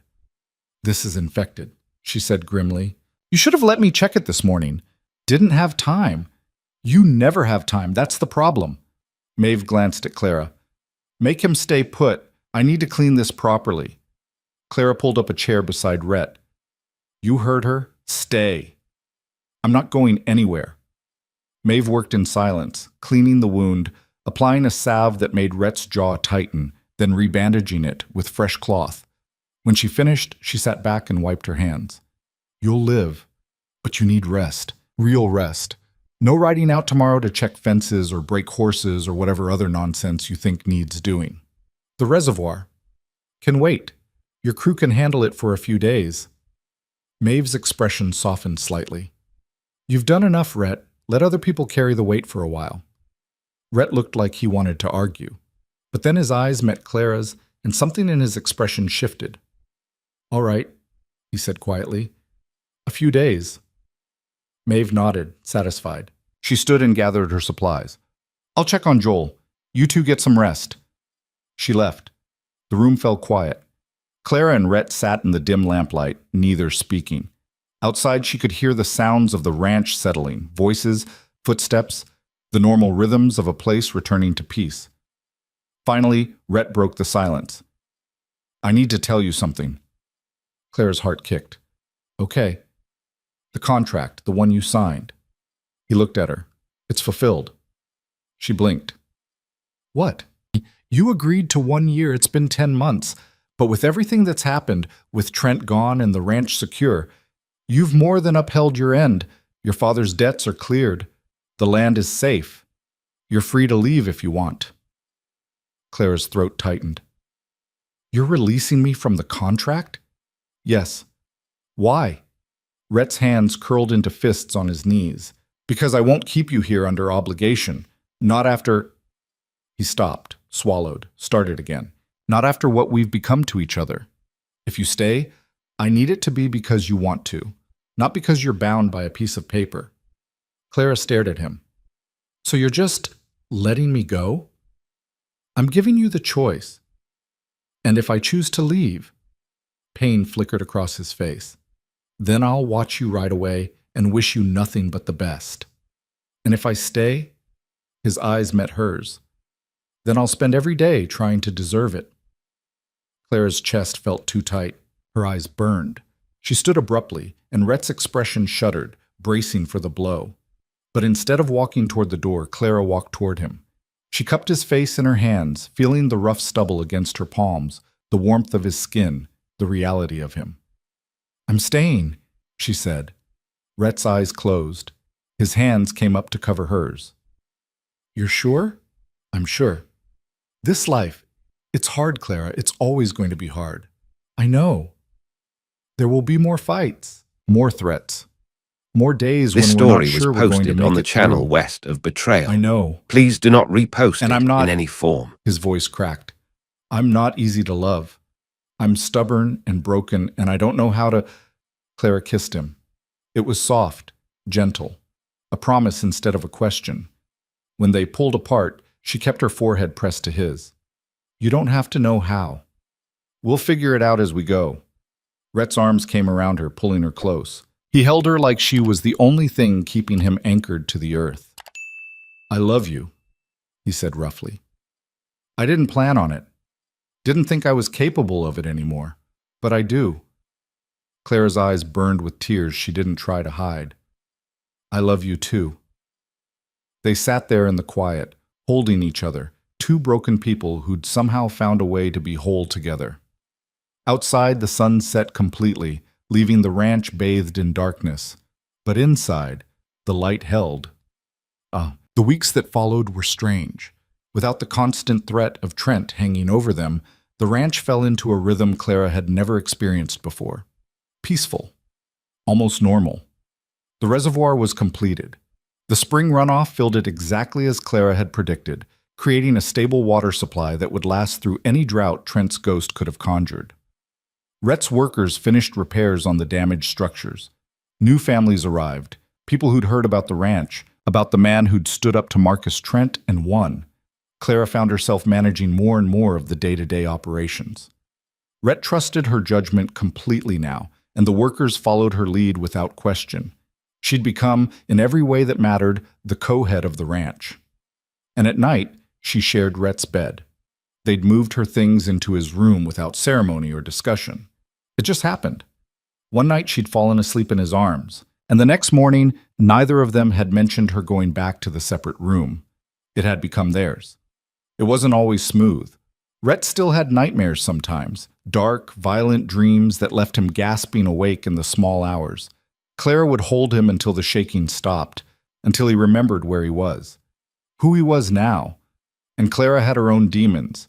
Days when the memory of the firefight, of nearly losing Rhett, would crash over her without warning, when she'd find herself checking on him constantly, needing the reassurance that he was still there, still breathing. But they worked through it, together. One evening, about 6 weeks after Trent's arrest, Clara was going through the mail when she found a letter with an official seal. She opened it, read it, then walked out to the north pasture where Rhett was working with a young horse.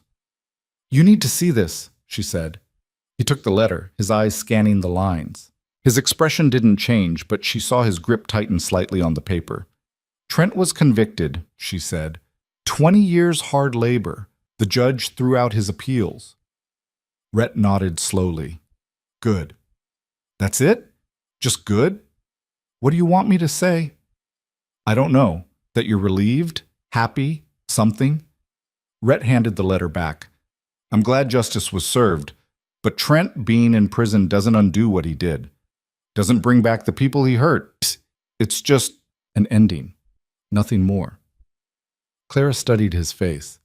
You're not the kind of man who celebrates when his enemies fall. No, I'm the kind of man who buries them and moves on. He paused. But I'm relieved, for you, for everyone here. We can stop looking over our shoulders now. Clara stepped closer. So what do we do now? Rhett's hand found hers. This story was posted We on the live, channel we west of build, Betrayal. We make Please this do not place into something repost it that in any lasts. form. That's it? That's everything. Clara smiled. Simple man. Getting there. He pulled her against him, his chin resting on top of her head. You make it easier. They stood there in the fading light, the young horse grazing peacefully nearby, the ranch sprawling around them like a promise. And for the first time in her life, Clara felt like she was exactly where she was supposed to be. But peace, Clara was learning, was never permanent. It came on a morning 2 months later. Clara woke feeling wrong, nauseous, dizzy, her body heavy in a way that had nothing to do with exhaustion. She made it to the wash basin before she was sick. Rhett was at her side immediately. What's wrong? I don't know, She was sick again. Maeve appeared in the doorway, took one look at Clara, and her expression shifted into something knowing. How long has this been happening? She asked. This is the first time. And your monthly courses? Clara went still. She tried to remember the last time and couldn't. She'd been so busy, so focused on rebuilding, that she hadn't noticed. Oh. Maeve's expression softened. I'll make you some ginger tea. It helps with the nausea. She left. Clara looked at Rhett. His face had gone pale. Are you? He couldn't seem to finish the question. I think so. Clara's hands were shaking. I think I'm pregnant. Rhett sat down heavily on the bed. He looked like he'd been hit. Say something, Clara whispered. I don't... He stopped, swallowed. Are you all right? With this? I don't know. Are you? I don't know either. They sat in silence, then Rhett reached out and took her hand. His grip was tight, almost painful. I'm terrified, he admitted. Me too. I don't know how to be a father. I don't know how to be a mother. What if I'm not? What if I can't? Clara turned to face him. We'll figure it out. Like we figure out everything else. This is different. I know. Rhett's free hand moved to her stomach, hesitant. There's a person in there. Not much of one yet. But yeah, a person we made. Clara's eyes burned. Yeah. Rhett's expression crumpled. He pulled her against him, his face buried in her neck. She felt him shaking. I'm going to try so hard, he said, his voice breaking. I'm going to try to be what they need. I know, so am I. What if we fail? Then we fail together, and we keep trying anyway. He held her tighter, and despite the fear, despite the uncertainty, Clara felt something else blooming in her chest. Hope. The pregnancy changed everything and nothing at the same time. Clara still woke before dawn, still managed the household, reviewed the ledgers, settled disputes between workers.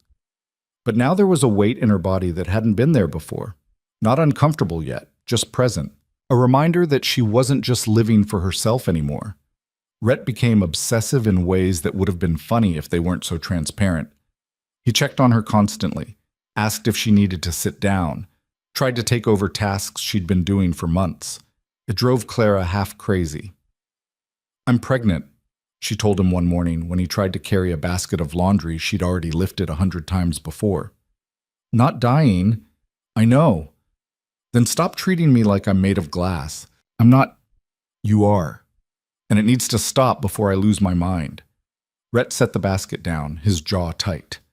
I'm just trying to help. I know, but I need you to trust that I know my own limits. What if you push too hard? What if something happens? Clara softened slightly. She understood the fear, felt it herself in quiet moments when she let her guard down. But fear couldn't run their lives. Then something happens, she said gently. But smothering me won't prevent it. It'll just make both of us miserable in the meantime. Rhett looked at her for a long moment. Then he nodded. You're right. I'm sorry. Don't apologize. Just breathe. We're going to be fine. You don't know that. No, but I'm choosing to believe it anyway. He pulled her close, careful even in his worry. I don't know what I'd do if I lost you. You're not going to lose me. Promise? Clara looked up at him, saw the genuine terror in his eyes. The man who'd faced down Marcus Trent without flinching was absolutely terrified of something he couldn't control or fight. I promise to do everything in my power to stay, she said. That's the best I can offer. It wasn't enough to erase his fear, but it was enough to steady him. For now. But the months passed in a strange blur of ordinary moments and mounting anticipation. Clara's body changed slowly, then all at once. The nausea faded. Her belly grew. She felt the baby move for the first time while reviewing grain orders with Garrett, and the shock of it, that flutter of life inside her, made her gasp out loud. You all right? Garrett asked. Yeah, just the baby moved. Garrett's weathered face broke into a rare smile. First time. First time. That never gets old. I've got 3 of my own, back east. Wife writes me letters about them. His expression turned wistful. Maybe I'll bring them out here someday, once things are settled. Clara looked at him. You've been with Rhett a long time. Since the beginning, before he built this place, when it was just him and a dream and more guts than sense. What made you stay? Garrett was quiet for a moment. Most men I worked for saw me as disposable. Rhett saw me as essential. He listened when I talked, trusted my judgment, paid fair wages, and never lied to me. He paused. And when my wife got sick a few years back, he paid for the doctor. Didn't ask me to work it off, just paid. Said family came first. Claire's throat tightened. I didn't know that. Rhett doesn't talk about things like that, but he does them. That's the difference between him and men like Trent. Trent talked a good game. Rhett just does the work. The baby moved again. Clara pressed her hand to her stomach, feeling the life growing there. I hope I can raise a child who turns out like him, she said quietly. Garrett smiled. With you two as parents, kid doesn't stand a chance of being anything but extraordinary.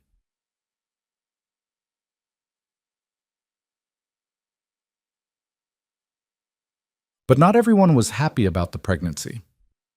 Clara's father showed up in the 5th month, riding a worn-out horse and looking worse than she'd ever seen him.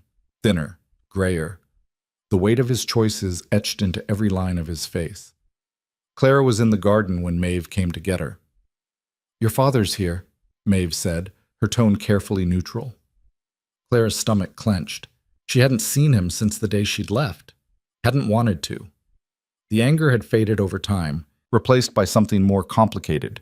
Pity, mixed with disappointment, mixed with the ache of what should have been. She found him standing in the yard, hat in hand, looking small and lost. Hello, Clara. Papa? An awkward silence. You look well, he said finally. Healthy. I am. His eyes dropped to her belly. Something flickered across his face. Shame, maybe, or regret. I heard about the baby. Word travels. It does. He shifted his weight. I came to what? He looked at her, really looked. To say I'm sorry. For what I did. For putting you in that position. Claire's hands curled into fists. You're sorry. Yes. You sold me like livestock to save yourself from consequences you brought on yourself. And now you're sorry. I know. Do you? Clara stepped closer. Do you understand what you did to me? I came here terrified, convinced I was walking into a prison. I had to earn every scrap of respect, every moment of safety, because of a choice you forced on me. Her father's face crumpled. I was desperate. We were both desperate, but I didn't sacrifice you to save myself. You're right. You're absolutely right. His voice broke. I was a coward. I am a coward, and I've had to live with that every day since you left. Clara wanted to stay angry, wanted to hold on to the righteous fury that had sustained her through those first terrible weeks. But looking at him now, broken and pathetic and drowning in regret, she just felt tired. Why are you really here? She asked.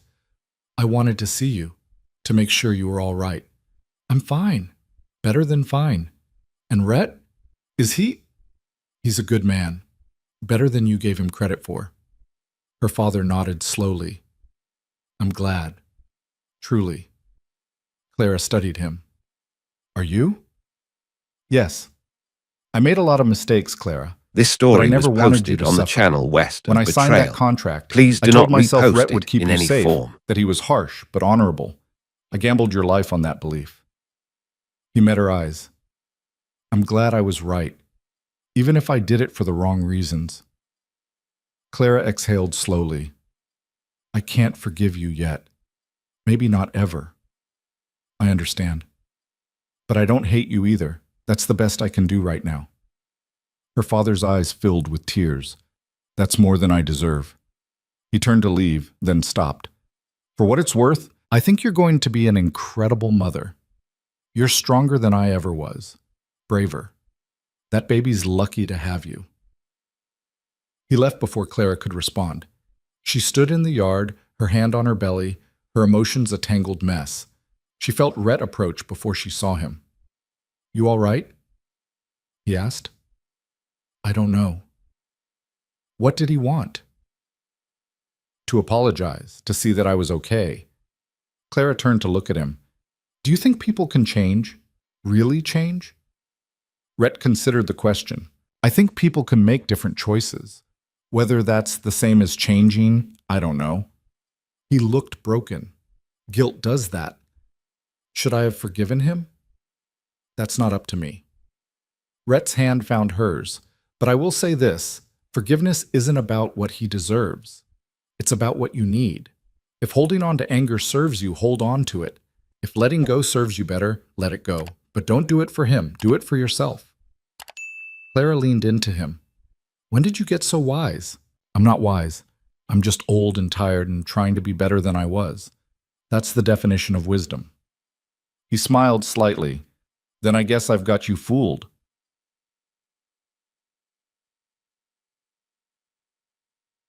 The baby came early. Not dangerously early, just 2 weeks before Maeve's best guess at when it should arrive. Clara woke in the middle of the night with a pain that stole her breath. She grabbed Rhett's arm. Something's happening. He was awake instantly. What kind of something? The baby, I think. Another pain, sharper this time. Rhett was out of bed and shouting for Maeve before Clara could say another word. The next hours were a blur of pain and fear, and Maeve's steady voice talking her through it. Rhett stayed by her side, his hand gripping hers so tight she thought bones might break. She didn't care. She needed the anchor. You're doing fine, Maeve said. Just breathe through it. It hurts. I know, but it's supposed to, means everything's working right. Clara wanted to argue that nothing about this felt right, but another contraction hit and words became impossible. Rhett's face was ashen. Is this normal? Perfectly normal, Maeve said. First babies take their time. How much time? However long it takes. It took 9 hours. 9 hours of Clara's world narrowing to pain and breathing and Maeve's instructions and Rhett's presence beside her. 9 hours of her body doing something she had no control over, something primal and terrifying and inevitable. And then finally, a baby's cry. Clara's head fell back, exhausted beyond measure. Maeve was saying something about a boy, about healthy, about perfect. But Clara couldn't process the words. She just listened to that cry, strong and angry and alive. Here. Maeve placed a small, squirming bundle in Clara's arms. Your son. Clara looked down. He was tiny, red-faced and furious and absolutely real. She could see Rhett in the shape of his nose, herself in the set of his mouth. But mostly he just looked like himself. A whole person, complete and separate and utterly dependent. Hello? She whispered. The baby's eyes opened briefly, dark and unfocused, then closed again. Clara looked at Rhett. He was staring at the baby like he'd never seen anything like it in his life. Tears tracked down his face, unashamed. Do you want to hold him? She asked. Rhett's hands shook. I've never... Neither have I. We'll figure it out together.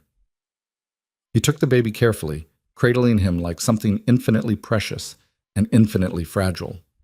The baby made a small noise. Rhett's breath caught. He's so small. He'll grow. What if I drop him? You won't. What if I don't know what to do? Clara smiled tiredly. Then we'll make mistakes and learn and keep trying, like everything else. Rhett looked at her, his eyes bright with tears and wonder and terror. I love you, both of you, so much it scares me. I know, me too.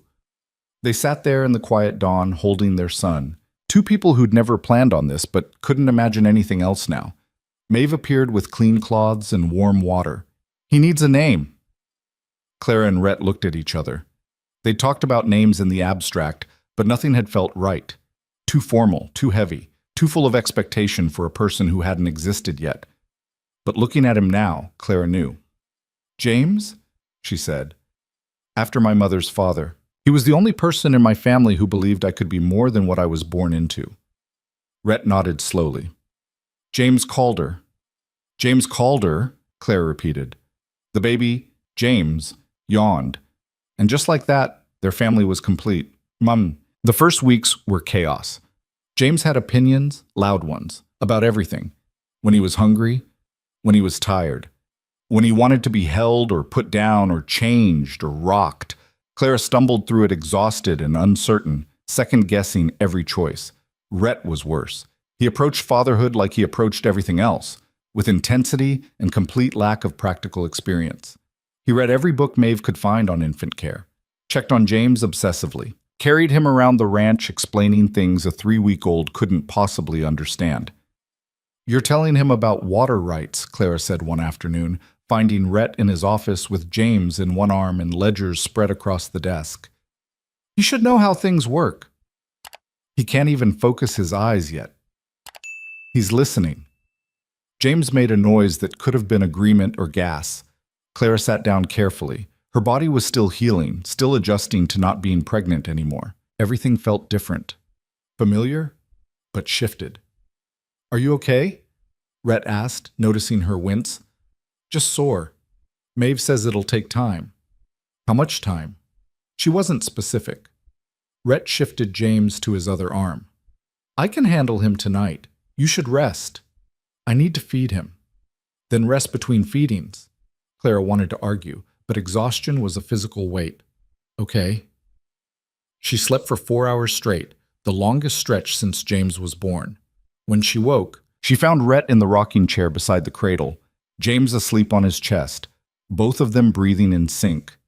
Something in Clara's heart cracked open wider. This was what she'd been fighting for without knowing it. Not just survival, not just safety, but this, a family built from choice and effort and love that grew despite everything trying to crush it. The ranch adapted to their new reality. Rose brought over a bassinet her own children had used. Tom carved a set of wooden toys. Samuel and Lucy took turns checking on James when Clara and Rhett were working. The whole ranch seemed to orbit around this tiny person who'd somehow become everyone's responsibility. One evening, about 2 months after James was born, Clara was nursing him in the main room when there was a knock at the door. Maeve answered it and came back with an expression Clara couldn't read. "There's someone here to see you, both of you." Clara looked up. Rhett appeared from his office, his brow furrowed. A man stepped into the room, older, distinguished, with the bearing of someone used to authority. He wore a suit despite the frontier setting, and his eyes were sharp and assessing. "Mr. Calder, Mrs. Calder," he nodded to each of them. "My name is Thomas Brennan. I'm with the Territorial Governor's office." Rhett's posture shifted slightly, guarded. "What can we do for you, Mr. Brennan?" "I'm here on behalf of Governor Harrison. He wanted me to deliver a message personally." Brennan pulled an envelope from his jacket.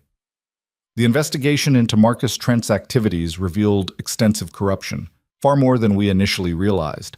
Over 30 officials were implicated. Most have been removed from office, several are facing criminal charges." "That's good news," Rhett said carefully, "but it doesn't explain why you're here." "The governor is implementing reforms. New oversight for land transactions, stricter enforcement of territorial law. He wants to ensure what happened with Trent never happens again." Brennan paused. "And he's offering you a position." Silence. "What kind of position?" Clara asked. "Territorial Land Commissioner.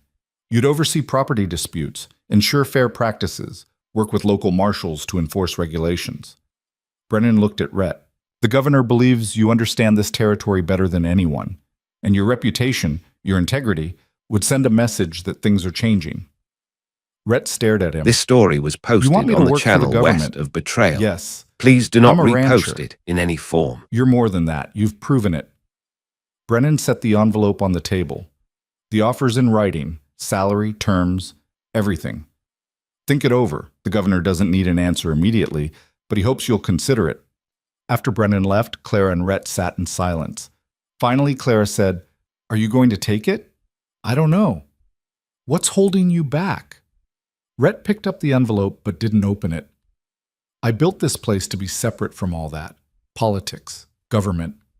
I wanted something I could control." "You'd still have the ranch." "Would I?" "That position would take me away for weeks at a time.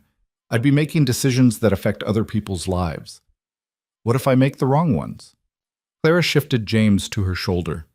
"You're going to make mistakes whether you take this job or not. That's life. The question is whether you think the work matters." "It matters." Then what's really stopping you? Rhett looked at her. Fear, same as always. Fear that I'll become what I'm trying to stop, that power will corrupt me the way it corrupted Trent. You're not Trent. How do you know? Because Trent never questioned himself, never worried about doing the right thing. You're worrying right now. That's the difference. Rhett was quiet for a long moment. Then he opened the envelope and read. It's a good offer, he admitted. More than fair. But it means change, and I'm tired of change. I want things to be stable, for James, for you. Clara stood and walked to him. Stable isn't the same as stagnant. You taught me that. This ranch exists because you took risks, because you built something instead of just maintaining what was already there. This is different. Is it? Or are you just scared? Rhett's jaw tightened. Then he sighed. I'm terrified. Good. That means you'll be careful, thoughtful. She touched his face. I trust you to make the right choice, whatever that is. He pulled her close, careful of the baby between them. What do you think I should do? Well, I think you should ask yourself what kind of world you want James to grow up in, and then decide if you're willing to help build it. Rhett took the position, not immediately. He spent 2 weeks thinking it over, talking to Garrett and Tom about how the ranch would run in his absence, making sure Clara was comfortable with the arrangement. But in the end, he said yes. The work was exactly as hard as he'd feared.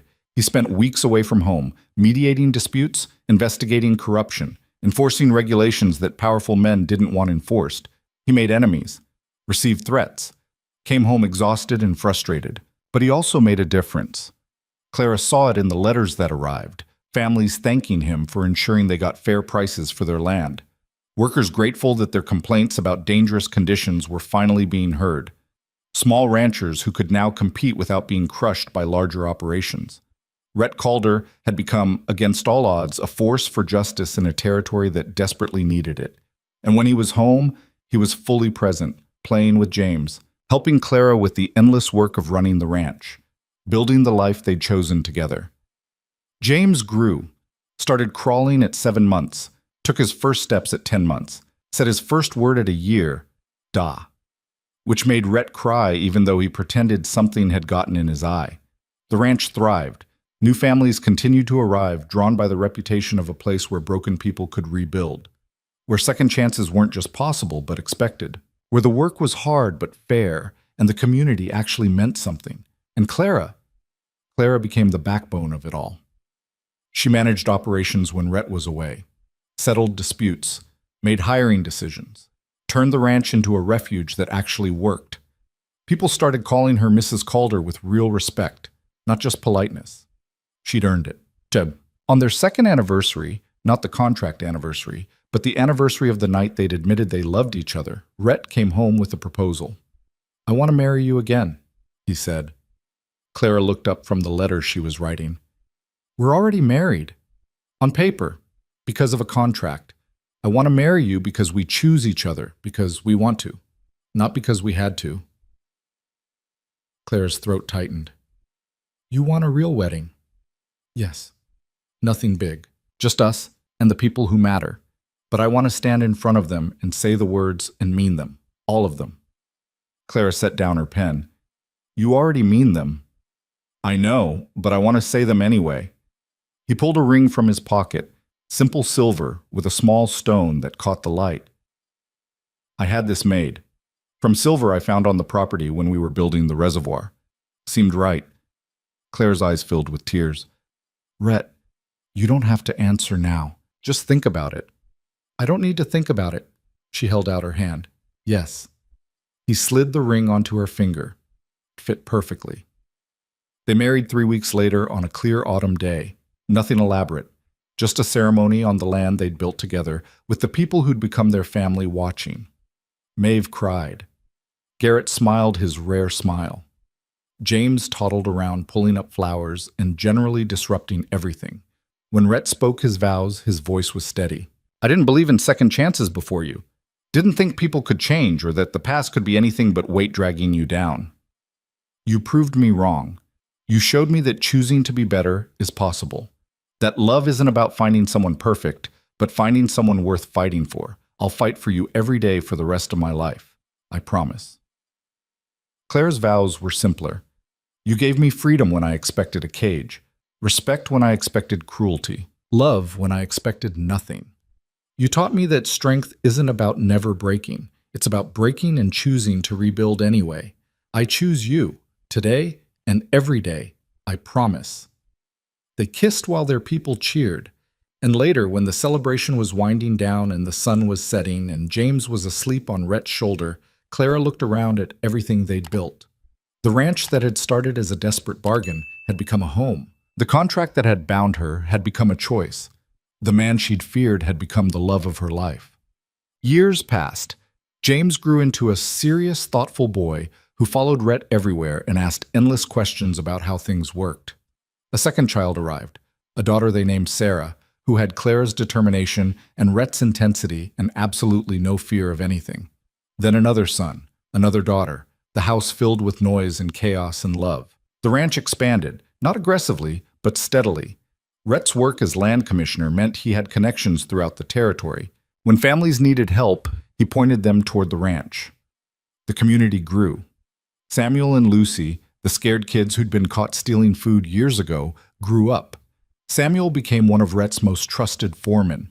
Lucy married Ben and started a family of her own, staying on the ranch because it was the only place that had ever felt like home. Rose's cooking fed 3 generations. Tom's expertise was passed down to younger workers.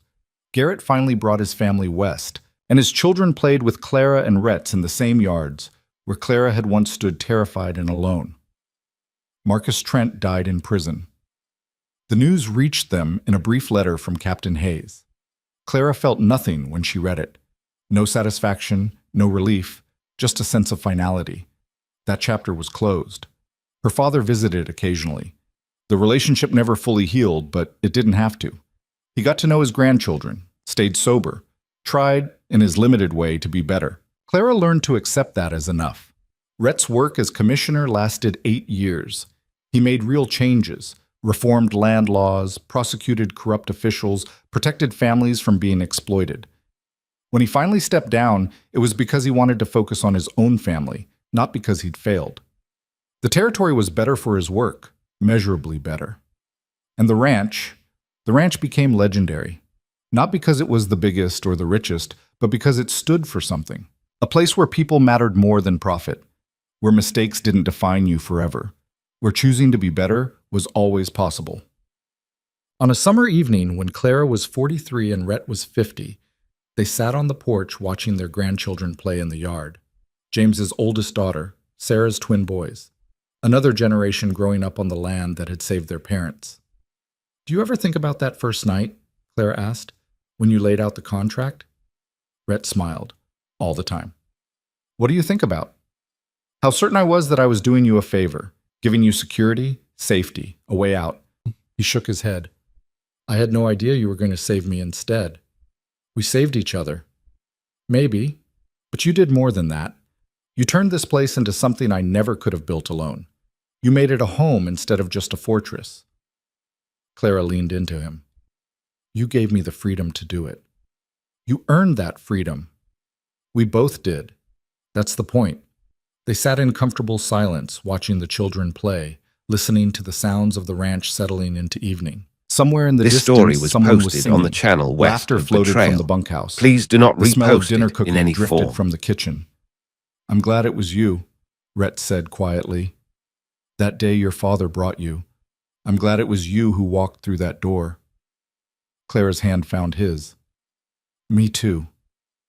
Even with everything that happened, the fear, the fighting, all of it? Especially with all of it, the hard parts made the good parts matter more." She looked at him. "If I could go back and choose differently, I wouldn't. All of this was worth every terrifying moment." Rhett pulled her closer.